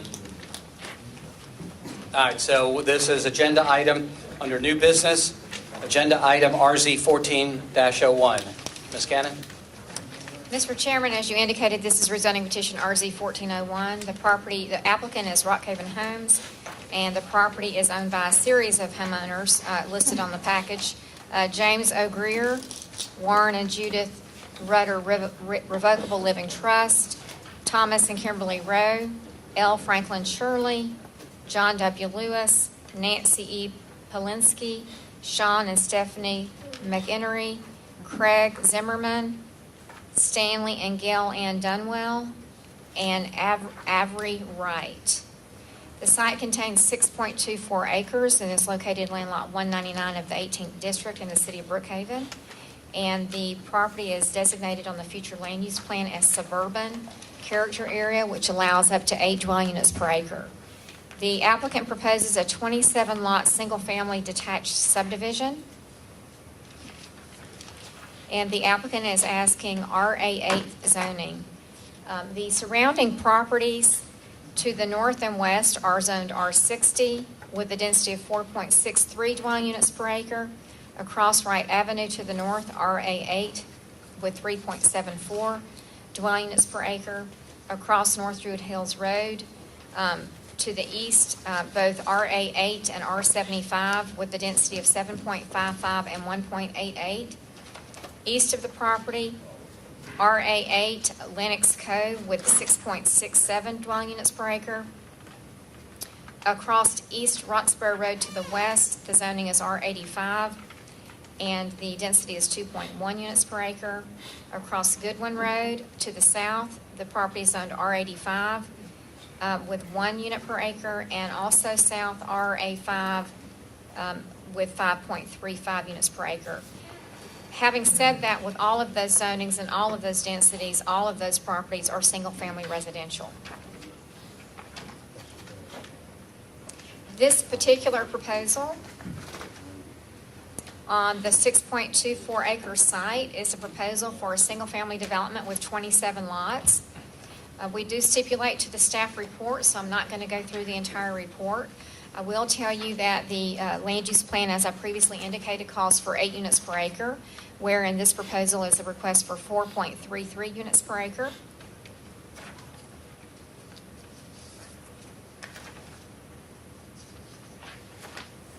The staff has recommended that that lot number 27, which is the triangular lot almost in the center of the site, that lot not be used as a single-family lot, but green space in lieu thereof. And we would ask that that lot be deleted and used for green space, which lowers the density to 4.17 dwelling units per acre. We stipulate to the staff report and recommend approval with 15 conditions. And paraphrase, they are reducing the plan to 26 lots, substantial accordance with the plan. Exterior facade treatment shall include brick, stone, stucco, fiber cement siding, or similar materials, and vinyl siding is prohibited. The development shall be limited to a single curb cut access off Wright Avenue.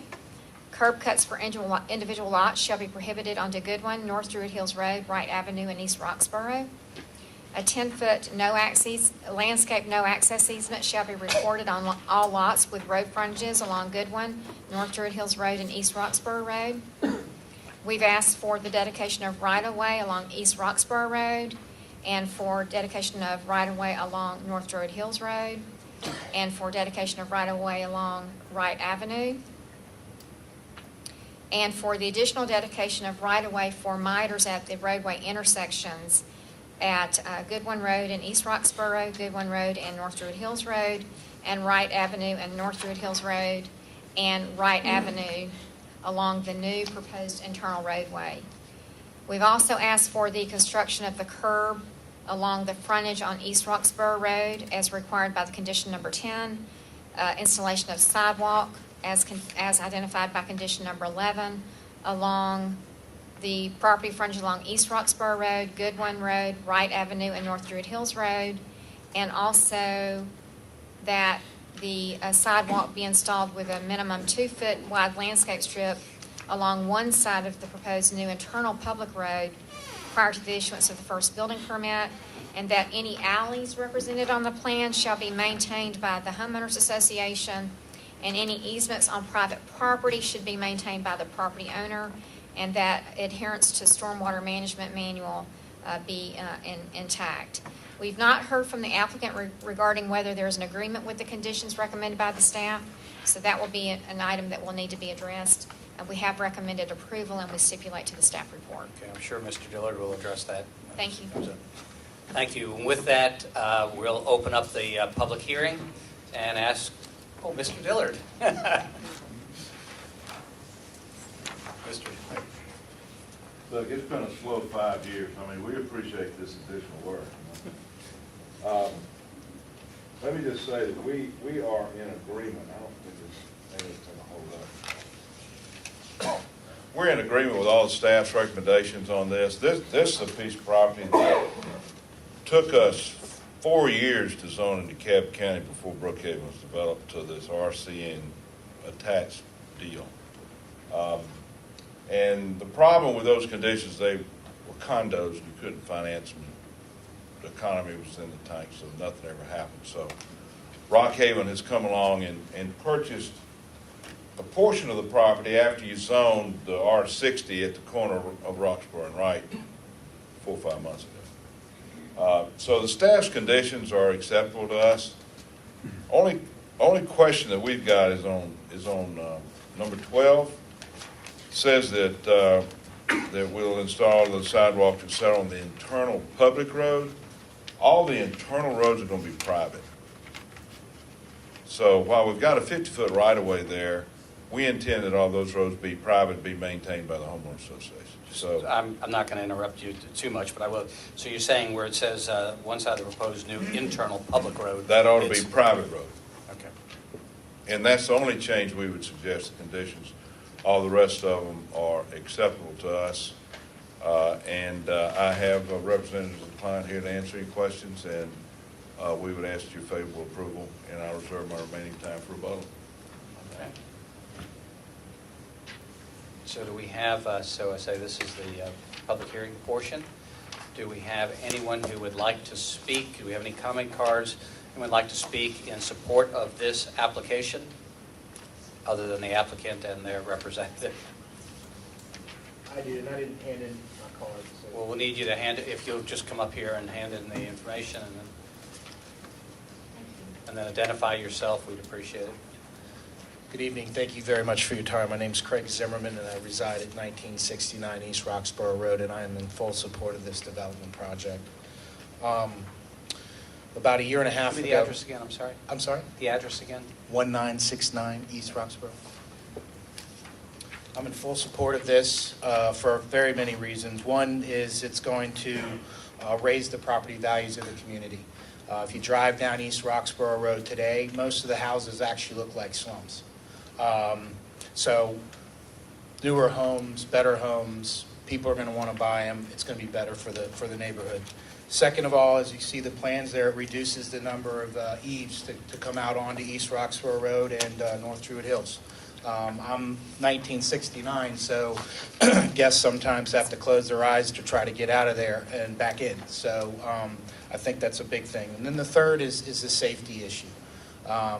The house to the left of us, 1971, which is part of this plan. Well, I'm sorry, would you just point that at where 19? Yeah. What are we talking about? I'm number 20, and then the property that I'm talking about is 21. So you're number 20. I'm 20, yes. Okay, that's fine. And so what's happening is vagrants are living there because it's completely open, it's completely abandoned. There's also an abandoned house on North Druid Hills as well. And what happens is these vagrants go back and forth. So we call the police. On the 26th, we came back to Atlanta to get the house ready for the next set of renters. I was out on the back porch, and 3 individuals are running across the backyard to the left of me. Called the police. They very, very quickly showed up, but they're like, we do this a lot. April 1st, yesterday, late last night, I had to call the police again. They were still there. And then actually there was a task force that stopped by in the earlier afternoon to take a look at the property. So it's become a safety issue. And here's the big reason why it's become a safety issue, is because we're tenants on January 7th at 4 p.m. in the afternoon. A vagrant came in, cut the back screen of our back porch, and proceeded to enter into the property. Unfortunately, the back door is locked.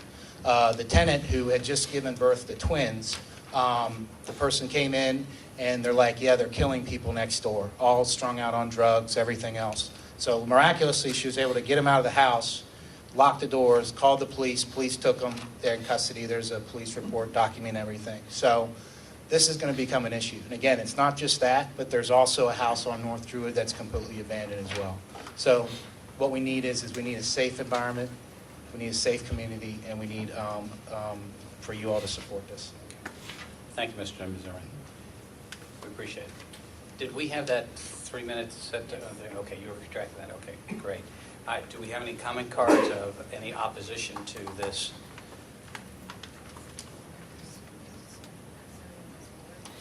No, I didn't think that was the only comment. We have no other cards. Okay, no other cards? All right, so we have heard from the applicant. We'll ask, I guess the applicant has a few minutes left if he'd like to say anything. I think it states it for itself.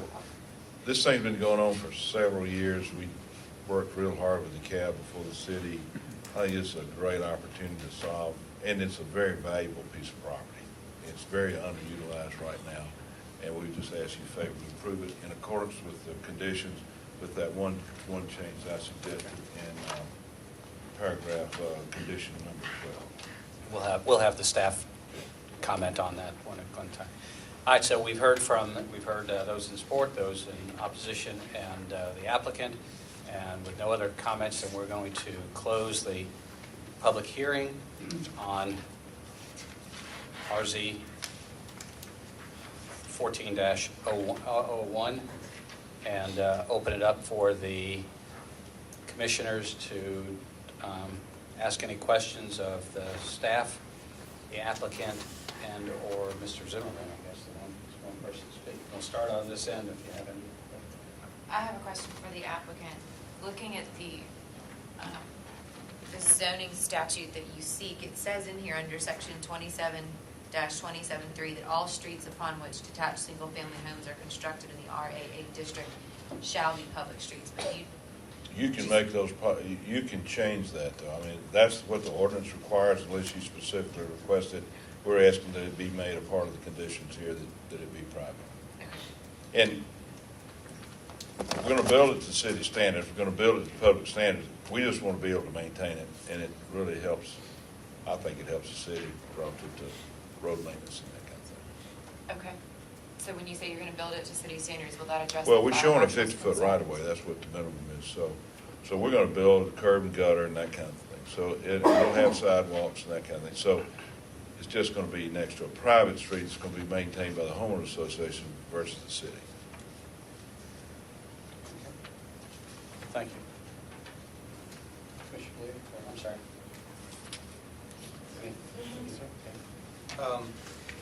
I was going to follow, I guess, with staff, just on the question of the streets. Hearing that the applicant has clarified that it will be a private street, suggested modifications. Are there any other modifications or additional proposals that staff would recommend in light of consideration of this as a purely private street? Well, the staff is not in agreement with that position in that, as Commissioner Miller pointed out, the code does require that it be a public street. So in that regard, I'm sorry, I'm leaning over. The microphone's in an awkward position at the desk. I think they all Yes. are. Maybe in the new hearing, whatever, chambers will do better. It was our understanding from the site plan, and if you take a look at the plan, as you come off of Wright Avenue, the first portion of that street, as noted as a local road with a 50-foot right-of-way. So we were under the impression that that was, in fact, a public road, and therefore, in that regard, the way the entire development is laid out, all those properties along North Druid Hills Road do front a public road. All those properties along Goodwin do front a public road. All those properties along East Roxborough Road have access, or not access, but abut the public road, as well as the properties along Wright Avenue abutting the public road. So there will be rear entry access to those interior lots off of the alleyways, and that would be allowed. But with that first portion of the road coming into the development above the triangular portion in the center and then attaching to the alleys, with that being a public road, it would be compliant. Would you? So that was our understanding. Yeah, I thought that. Would you just put your finger on where from Wright Avenue? I mean, I think just make sure we're all on the same page here. This is the area that we understood to be a public road, which would then allow, all of these would be on a public road, these would be on a public road, these would be on a public road, and these would be on a public road. There are alleys that access the back of the homes, but the way this is laid out, with that portion being public, meets the requirement. Okay, That was our understanding. okay. Does that answer?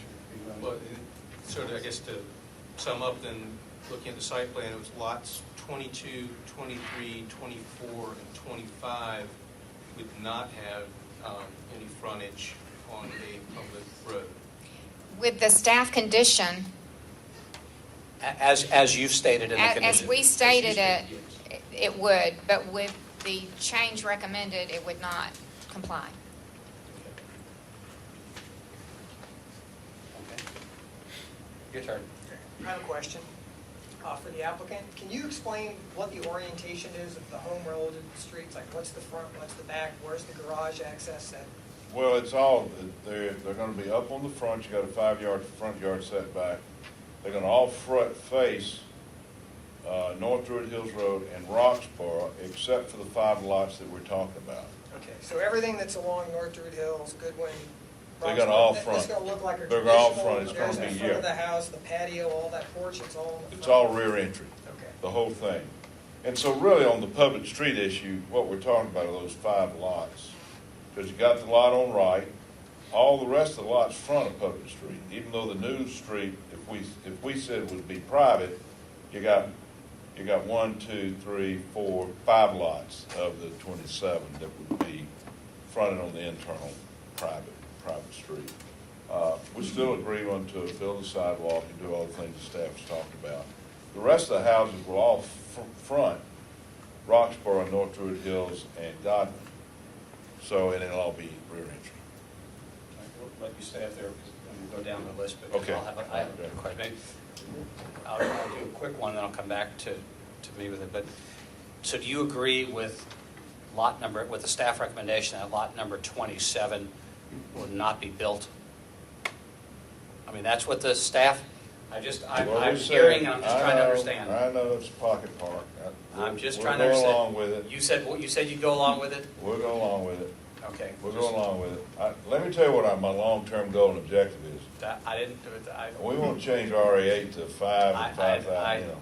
I appreciate that. Because this is a little bit excessive, but we're fine with it. Okay, so you're going to agree to that? We're going to give them a pocket park. Okay.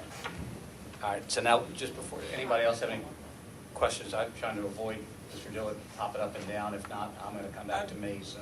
Couple questions. I mean, development looks great. I'm a little concerned about access on those private alleys with emergency vehicles. Well, we'll have to satisfy fire and garbage and all that. I mean, we got to have turning radiuses that satisfy them. Our engineers have told us that these turning radiuses are okay. It's a 16-foot wide road, it's pretty tight. Well, it's a 50-foot road, but I mean, when you No, look I'm at. talking the alleys back there. Are those not 16 feet? Well, no, those are 50 feet. Those are 50 feet. Those alleys. I'm wrong. Y'all tell me if I'm wrong. Sorry. This is Brad Hughes. With Brookhaven, Brookhaven. 11 Market Street, Suite 200, Lawrenceville, Georgia. We need to speak into that so we can. The emergency vehicles will be able to access the homes also from Goodwin, East Roxborough, North Druid Hills, and Wright Avenue. But during the LDP process, getting the land disturbance permit, that's one of the reviews we have to go through. So they review all that. We've had discussion with the fire marshal. Those that are shown on there, the 20-foot alleys, are acceptable per the fire marshal, Caddy County. So all that is, acceptable per the code and the fire marshal. So the fire marshal has looked at this stuff? Yes, they've looked, not, in detail, but there'll be a whole lot more detail when the plans are submitted for review. Yes, we've called them, talked to them, asked them, or what's in the book, the code, and what they told us, that meets their. Mr. O'Connell, that will be a requirement in the development process that the fire Sure, understood. department. I just was wondering if they had proactively reached out to avoid an issue after it goes We through. we want to be sure we get this on it. My other question, and it's not necessarily a question, but there are some variances that will be requested subsequent to. But we don't want to deal with those front and rear yard setback variances until we know we got a zoning classification that we can apply for. And But you know where to go. well, let me tell you, the long-term plan Susan and I have talked about is concurrent variances and, amending the ordinance and that kind of stuff. Sure. We came in, we originally had 31 lots. So we came in with 27 to comply with the RA8 classification. And now there are 26. Now there's 26. I wish y'all hurry up. Might be 24 for you, you know. Well, then I'd ask you to stand up there because I have a Okay. This is one. So do we have anything to? I guess I'll let you stand there. Susan, do we have the fire department, the DeKalb County Fire Department? What we have in our packet says that the turning radius of the curbs associated with the proposed street and alley to accommodate the fire was an issue for them. But do we have anything in writing other than I'm not disputing the, I hear it verbally? That's an initial review from the county, Okay. but it's not a detailed review. At the point that, if this is approved, at the point that you're ready to develop the property, all of the required construction specs, turning radiuses, emergency access, all of that has to be fully vetted and compliant before they could even get a permit. And then the question to either Mr. Dillard or, I'm sorry, Hughes. Mr. Hughes, is if the zoning board of appeals, I mean, we don't have concurrent, Right. variances, and they don't approve the 15-foot setback and the 30-foot, what does that do to your site plan? Well, it reduces overall density. Yeah, we reduce it, but what, I mean, does it look like this at all? or- No, I mean, there's a limit of what you can do. I mean, the size, shape, topography of the property controls the layout. So, this is what we think we need. Whether or not those front and rear yard setbacks provide a buildable area, to do the size home we want to do, it obviously will reduce the size of the house because it reduces the building area. So I feel fairly comfortable that we can get those variances because I believe we can show the hardship and the fact that those distances don't have a true relationship to the protection of the public health, safety, and welfare. So I feel pretty comfortable we can do that. But we don't want to waste anybody's time about going in and asking for variances if we don't have the underlying zoning. My question then, my follow-up to his is if we approve this, are we then providing you with a hardship to approach the ZBA? No. No? I mean, you got to look at the Gould test. You got to look at the Steinberg criteria. You got to look at the criteria under the ordinance. You sit in a legislative capacity. We go to the Board of Zoning Appeals, they sit in a quasi-judicial capacity. Totally different. It's a totally different survey. So what we're asking you to do is to exercise your recommendation as a legislator that this land use for RA8 is compatible with other surrounding nearby uses, that to leave it zoned R100 is a taking of a valuable property right, has no relation to protection of public health, safety, all the things that y'all do sitting in a legislative capacity. The variances really are not your issue. It's before the Board of Zoning Appeals. Provided us in the packet, it's the only reason I brought it up. And I will, I think and this is really not a question, but when we have a discussion, I'll bring that up. Okay, so anybody have any other questions for the staff or the applicant? The good news is it's a great development. It's a solution to a piece of property's been a problem for a long time. One quick question, and then we will, okay, go ahead. Susan, does it matter to us if it's a public or private road at the entrance? I'm not sure I followed that argument.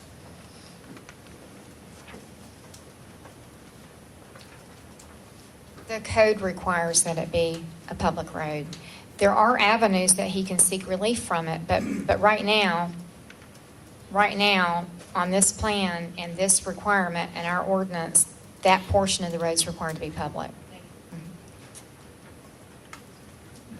Okay, so if there are no other questions, we'll close the public hearing.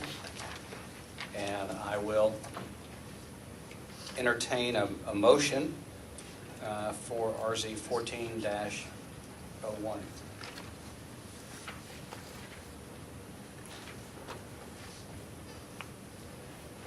I'll make a motion to pass RZ 14-01 with staff recommendations. I'll second that motion. Motion. All right, we have a motion to approve RZ 14-01 as conditioned by the staff, with the staff recommendations. And we have a second, so I'll open up for discussions of the motion.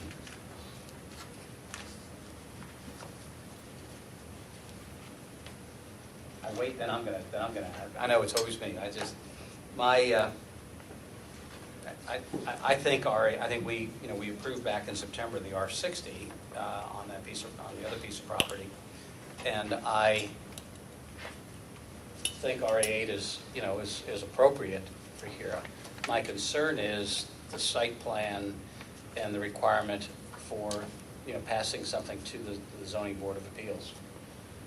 So passing something that is conditioned on the site plan that would require the ZBA to, that's, like I said, I think RA8 is appropriate for the property. I understand the arguments for it, but the, issue I have with it is, is a site plan that required passing something on to the ZBA.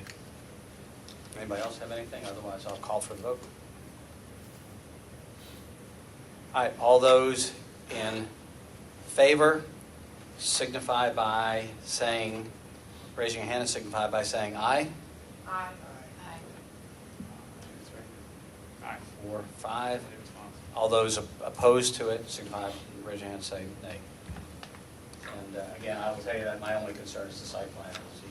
Certainly not the, I think Brookhaven Homes will do a good job of building a nice piece of property. And so, all right, thank you, and I'll give just, count of 10 as people walk out of the room.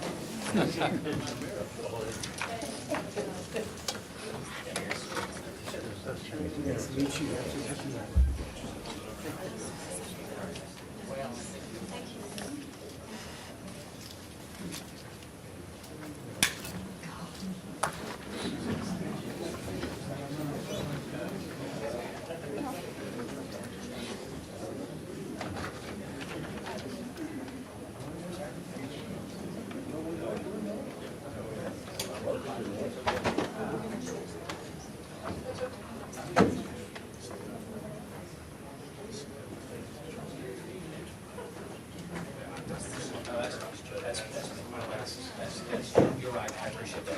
Okay, moving on. We don't want to give short shrift to anybody here, so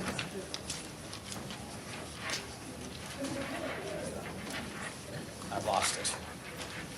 1, 2. I'll get there. I lost my agenda. There it is. Okay, moving on to RZ 14.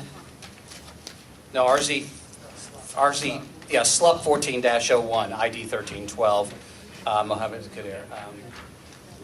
Ms. Cannon, we'll ask everybody, the people there, please let us move on. Okay, thank you.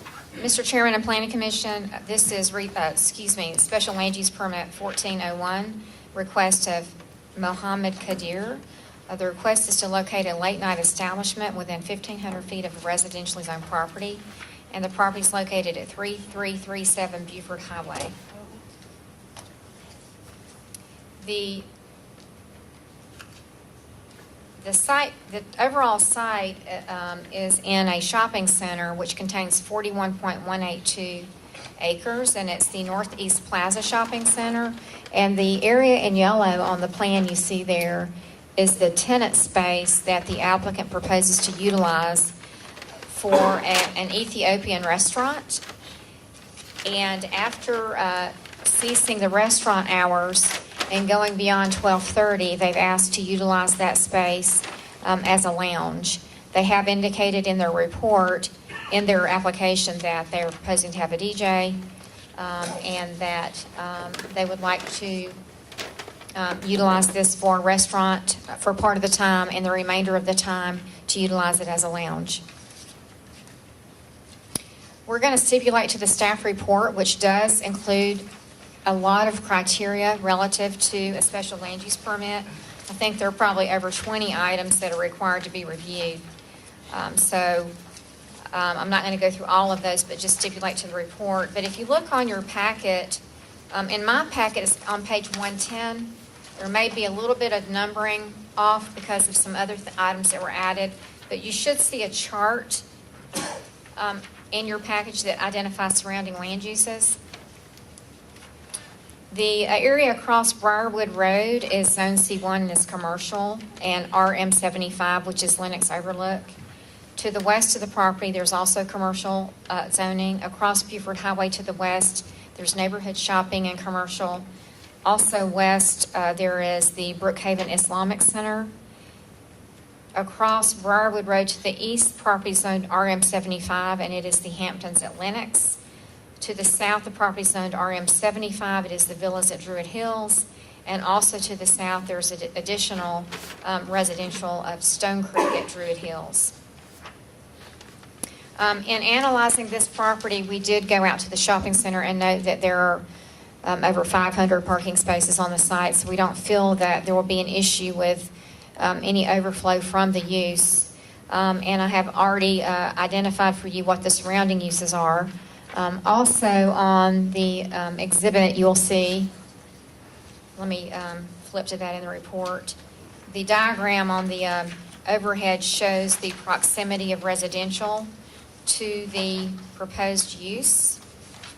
And if you look at the subject building located within the property boundary, if you look at the closest property boundary line to the far southwest corner, the closest apartment building to the property line is 30 feet, and then it varies from there. The closest actual apartment building to the corner of where the tenant space is proposed to be utilized is 843 feet from that location.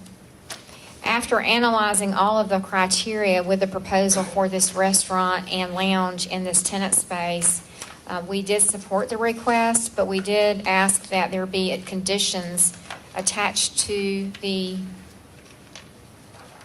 special land use permit if approved. And there are 4 conditions that the staff has recommended. The first is that the use of the property shall be limited to a late night establishment, restaurant, and lounge, and to be limited to a closing time of 2 a.m. The second condition is that the use of the subject property for a nightclub shall be prohibited. The third is that the operation of the subject property for a late night establishment shall be limited to the applicant, and if the business is sold or transferred to another entity or owner, the special land use permit shall be void and terminated.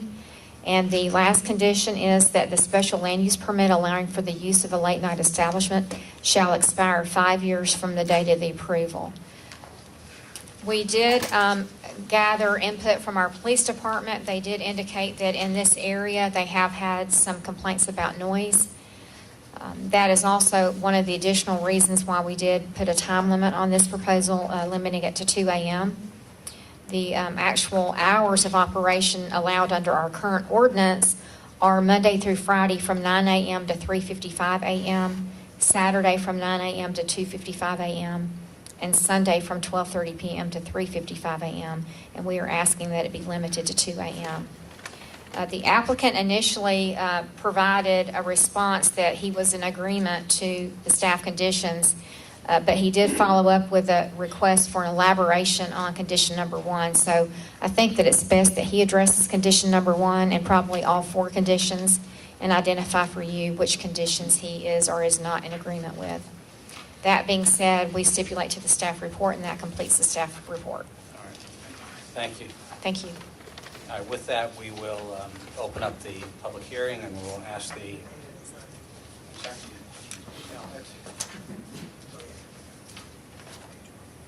Okay, we'll ask the applicant to come up. If you'll identify yourself and say you've got... Thank you, Commissioners. My name is Mohammed Kadir. You need to. You might have to. It might be better if you could. Okay. Yeah. Thank All you. right. Can you hear me now?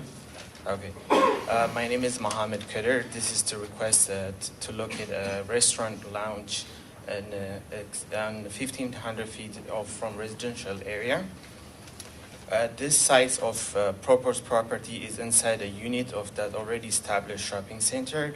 The unit has total of 3,448 square foot available for proposed use. There are adequate utility, public facility, and public service for proposed use within the unit of the shopping center already. The public road of the shopping center is located on will more than satisfy the traffic requirement of the establishment. We expect between no more than 75 and 100 customers on any given day of the, and the parking lot of the shopping center has over 500 open parking spaces that are available for our customers. None of our nearby line use will not be affected by our oncoming traffic. The shopping center has adequate and safe place of purchase and also for the vehicle. And I would like to approve the application for me. And my concerns are on the conditions. Most similar business in the area stays until 4 o'clock on weekdays. And I would like to stay until 3 o'clock. Okay, and I assume you're reserving the rest of your time for rebuttal? I guess. Okay. All right, thank you. Thank you, Mr. Kadir. Okay, do we have anyone in, any comment cards, people in support of the application? I do not have any comment cards in favor. One back there. In support of the application? Yeah, back there. Oh, back there? Well, I mean, it didn't give any instructions, it just said. Oh, that's all right, that's all right, that's all right, not a problem. Is this We'll go back there and get it, just, you know. In favor? You're in favor of the, in support of, Okay. Absolutely. I'm sorry, in support of the application. We're in opposition. All right, I have then we'll get there. I have We have opposition. those. I apologize. 'Cause it- All right, thank you, that's all right, we'll get your time, thank you. Okay. Okay, I do have we no, have I have anyone no in- comment cards in favor. I do have 2 comment cards in opposition. Okay, so we'd like to hear from people in opposition. We have 3 comment cards in I have 3 opposition. comment cards in opposition. All right, The first is William Kerwin. No, her name is Nick, oh, I'm sorry. please. Good evening, Commissioner. My name is William Kerwin. I reside at 1595 Trailview Way. That's in the Lennox Overlook subdivision, which on most of the maps included on the handouts, our property is very visible within that map. We're right up in the corner. Personally, we're opposed to this establishment. Last night, we had the existing nightlife establishment, the Atlanta Peach Ballroom, going until 3 a.m. and keeping us and our neighbors up. We don't like the precedent that this is going to set, allowing additional businesses into the situation, which will drive down our property values and also drastically impact our quality of life in property that we've bought here in Brookhaven, not even 4 months ago. Okay. I yield the rest of my time. All right, thank you. I'm sorry, and just help me, give me your name again? William Kerwin. Okay, thank you, sir. Nell Early. If it's okay with the commission, my mother was already down here today for 2 hours. She's exhausted, okay? And she's the oldest continuous living resident in the city of Brookhaven. She's 93 years old, okay? And she just returned from her home in Isla Mirada in the Florida Keys and was astonished, okay, that she was not informed, okay, of this catastrophic zoning request, okay? Now, here's her position, okay? And you are, please? I'm her son. And your okay? name My name's is? Douglas Irvin, okay? Okay. And if you don't mind, I'd like her to sit down. That's She's fine. exhausted, Please. okay? Have a seat. Okay. No, have a seat, you know. Let me see the map, okay? And I'll be brief, okay? Now, number one, okay, we wish Mohammed the best of luck, okay? They want to see all the taxpayers they can in the city of Brookhaven to pay taxes, business licenses, and, but our problem, and she's head of the Briarwood Homeowners Association, is it is inconsistent, okay, with kicking the pink pony out, which she has been definitely working for months and months and months. And they're fixing to be thrown out of the city of Brookhaven pending a Supreme Court hearing, okay? Now, what rational logic does it make to move a late-night establishment in a residential neighborhood, okay? I mean, this doesn't bother her, but this map is a distortion. It's a total distortion. Now, this is a map the mayor gave us. I'm going to show you what's going on here, okay? And again, I apologize, I'm not prepared. We didn't expect this, okay? But her house sits right here where 3 districts come together, okay? But she's within 1,500 feet. She has an oversized lot, it's over an acre and a half, okay? Her, in fact, one of the maps that y'all have shows her address, 2079 Pinecone Lane, okay? And there's never been anything like that in North East Plaza, okay? But what they're not showing you is that her house sits about right there.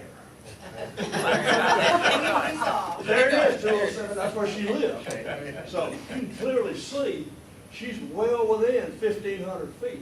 The survey, I called their surveyor that did the survey I'm sorry. today, Yeah. and they disagree with that. Okay? Yeah, I'm sorry, we'd love to, I know, but we've got, Anyway, watch the cord as you go, you step over, you're about thanks to again, I appreciate it. step on a cord, and Okay, I think we understand we get the, I understand that, I appreciate you hearing us out. now, okay? I understand, and I think that's, Thanks. Stacy Phelps. Hi, my name is and Stacy. before you start, we're sorry you sat for 2 hours and listened to all of this. Hi, my name is Stacy Phelps. I reside at 1587 Trailview Way, Northeast, Atlanta, 30329. I am also one of the residents with Will at the Lennox Overlook development that's fairly new. It's been there 3 years. I had closed on my property on December 30th, spent the night there that evening, and the following evening, I woke to the thumping at midnight of the Peachtree Ballroom going on. I had no idea when I purchased the property that the noise ordinance went so loud into the evening.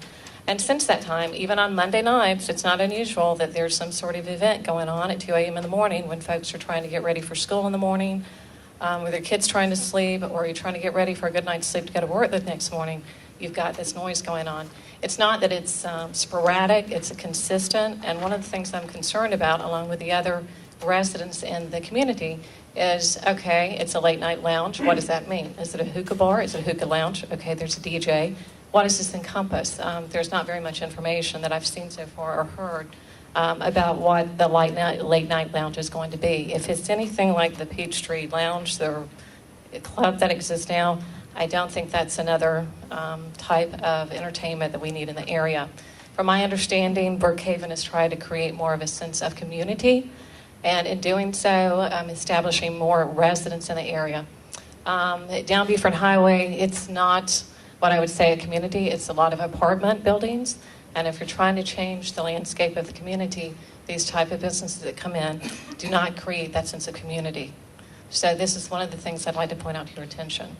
I appreciate you listening, and I hope that there will be more consideration given to this topic. Thank you. Ms. Phelps. Thank you. Naina Marikar. Hi, my name is Nina Marikar. I'm living in 1750 Brea Road, Northeast, just opposite to the property we are talking about. So my concern is more about, my kids growing around there, and I can see a lot of family, residential individuals, family around, and we kind of feel that this kind of property would definitely increase risk, less the culture around what we have. So we definitely like to oppose this. So that's my point. Okay, thank you. Thank you, sir. I would try to pronounce your last name, but I'm not sure I can. Marikar? Marika? Yes. All right, thank you, sir. All right, it looks like we have a last-minute entry. I can't read it. Muhammad Aouf. Thank you, Commissioners. My name is Muhammad Arifullah. I'm from the Brookhaven Islamic Center, which is adjacent to the property. Our main concern has been, last year we've had a few break-ins in the nights. We've been working with the Brookhaven police as well to see how we can be helped. It's a place of worship. We will have a lot of men, women, and children come in. We do not want to have an environment where there's a lot of loud music being played during the times of our worship and cause any inconvenience to the people who frequent the mosque in the neighborhood. So we've also worked with Brookhaven Police in the past. They've been very nice in extending extra folks, police folks who can come in the night. And this is of main concern to us because of the break-ins that we've had in the past. So we want to see how these can be addressed because establishments like these may add up to this problem. So we want to see if this can be addressed and how it will help us rather than harm us. Thank you. Okay, thank you, sir. I have no more speaker cards, Mr. Chairman. All right, then we'll ask if the applicant would like to use any of the remainder of their time. There was 8 minutes, 20 seconds. 8 minutes and 20 seconds left. You don't have to use all of it, or you can use the entire thing. It's up to you. I'll just try to explain. I'm not proposing for a nightclub. Try to speak a little bit louder. Okay, I'm not proposing for a nightclub. It will be a lounge where particular persons can talk with their friends on they will speak with their friend while they listening to the music. And we're not going to build a dancing floor nor a disco light in the place. I just wanted to indicate this is not a nightclub. It's just a lounge. Yes, of course, we'll have music that will play. The nearest residential area from our particular suite is 843 feet away. And I propose on my applications that I will hire a certified sound engineer that the noise or vibration problem would not occur. That's all I wanted to. Okay, thank you, Mr. Kadir. If we have, I think we've had all the comments, we've heard the applicant. I think we will close the public hearing and open it up for the commissioners to ask questions of the staff, the applicant, or any of the people who spoke. I guess we started down there last time. We'll start on this end. Okay, right.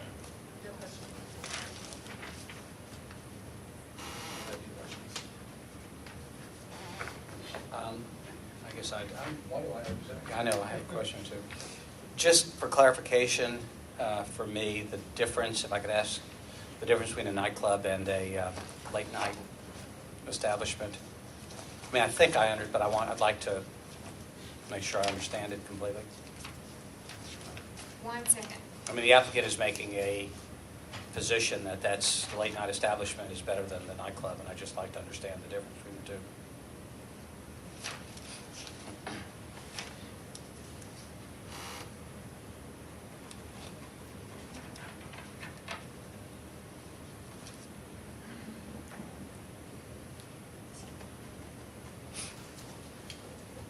According to the definitions in our ordinance, a late night establishment means any establishment licensed to dispense alcoholic beverages for consumption on the premise where such establishment is open for patrons beyond 12:30 a.m.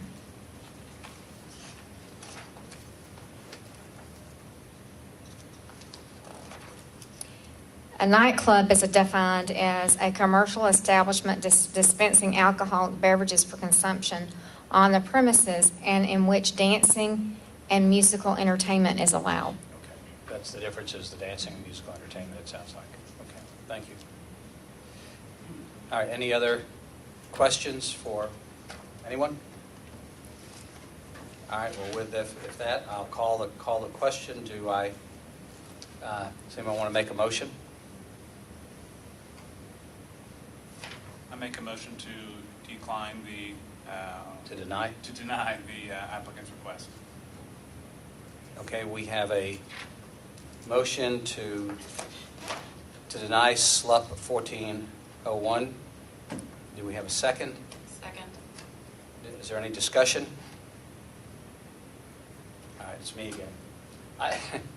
I would just like to say, I understand late night establishments are legal, whether we like them or not.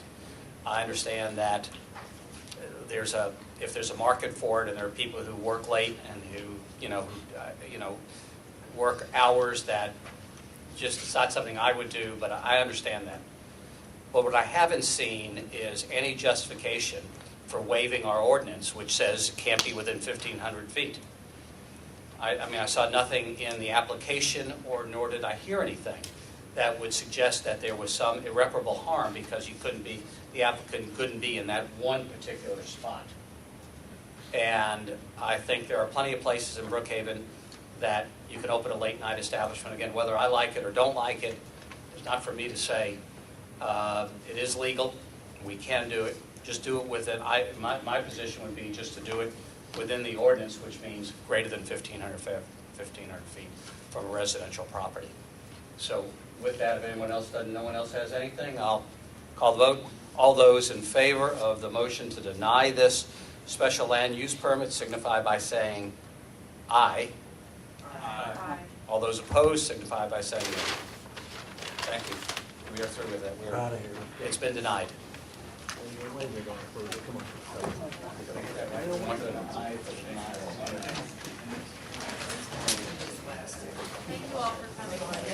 Thank you. We appreciate it. Thank you for sitting there for 2 hours. Thank you.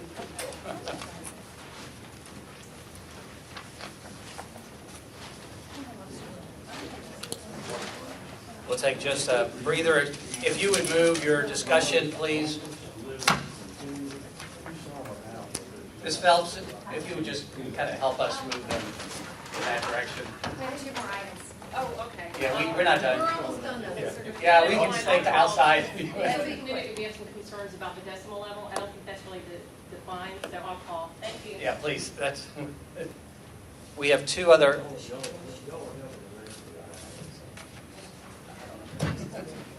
Yeah. Moving on.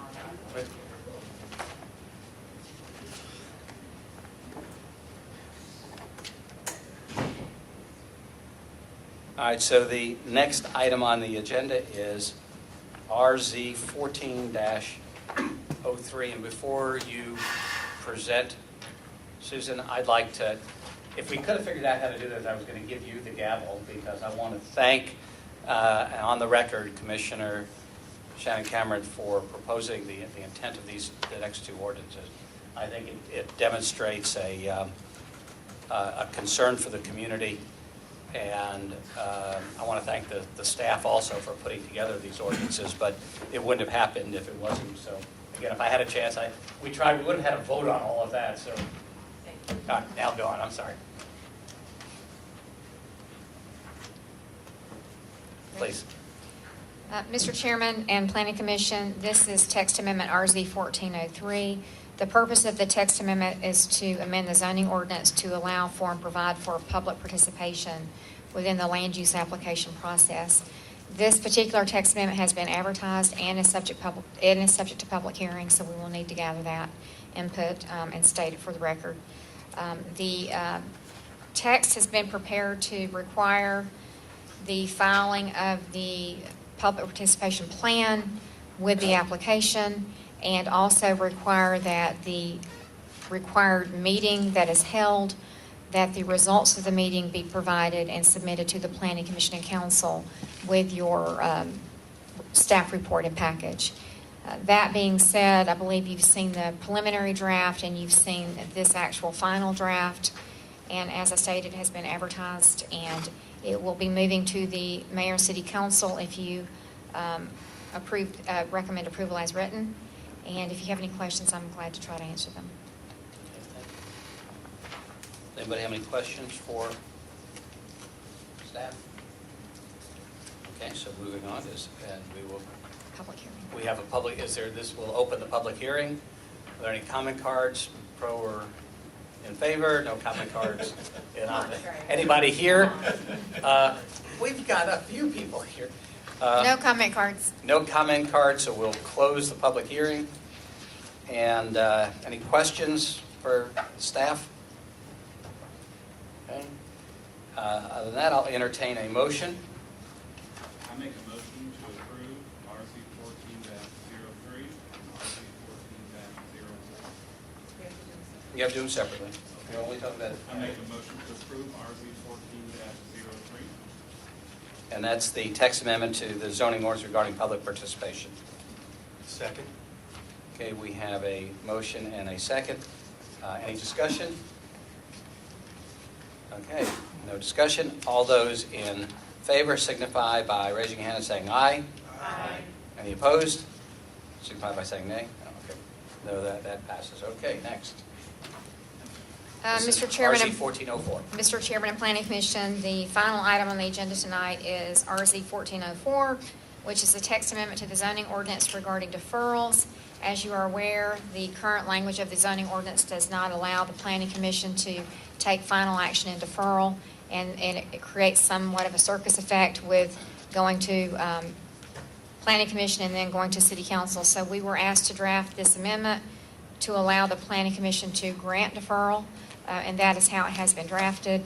You'll see there are two sections. One relates to land use and one relates to special land use permits as they are currently in the code that way. And this would allow the Planning Commission to grant a deferral for no more than 30 days, which would then defer the council schedule to their next meeting. There are other parameters in here as well, but we believe we've captured the spirit and intent of what you were asking for, and we ask that you recommend approval and hold a public hearing. Thank you. Thank you, Ms. Cannon. So I'll open with that, I'll open the public hearing. Are there any comment cards? No Support comment of, no cards. comment cards in support, okay. So we will close the public hearing. And do any of the commissioners have any questions for staff on this? No, I would just like to go on the record, thank Ms. Cannon for taking Commissioner Cameron's ideas and putting them, adopting them quickly and putting them in the format that we can vote on this evening. Thank you very much for your work. Good job. All right, so with that, I will call the question. Do I have a motion? You have a motion. Oh, do I have a motion? You have a... No, I don't think we did. Oh, I thought you made a I think motion. he just had a comment. He's just saying thank you. I will make a motion to approve RZ 14-0. Second the motion. We have a motion. We have a second. Any discussion? All those in favor signify, raise your hand and signify by saying aye. Aye. All those opposed? Signify by saying nay. Okay, do that. So, nope, not yet. So, I will now, I'll ask for a motion. Do we have a motion to adjourn? I move to adjourn. We have a motion to adjourn. Do we have a second? Second. Do we have any discussion on the motion? All those in favor of adjournment signify by saying aye. Aye. Any opposed? Good night. Good night. Thank you.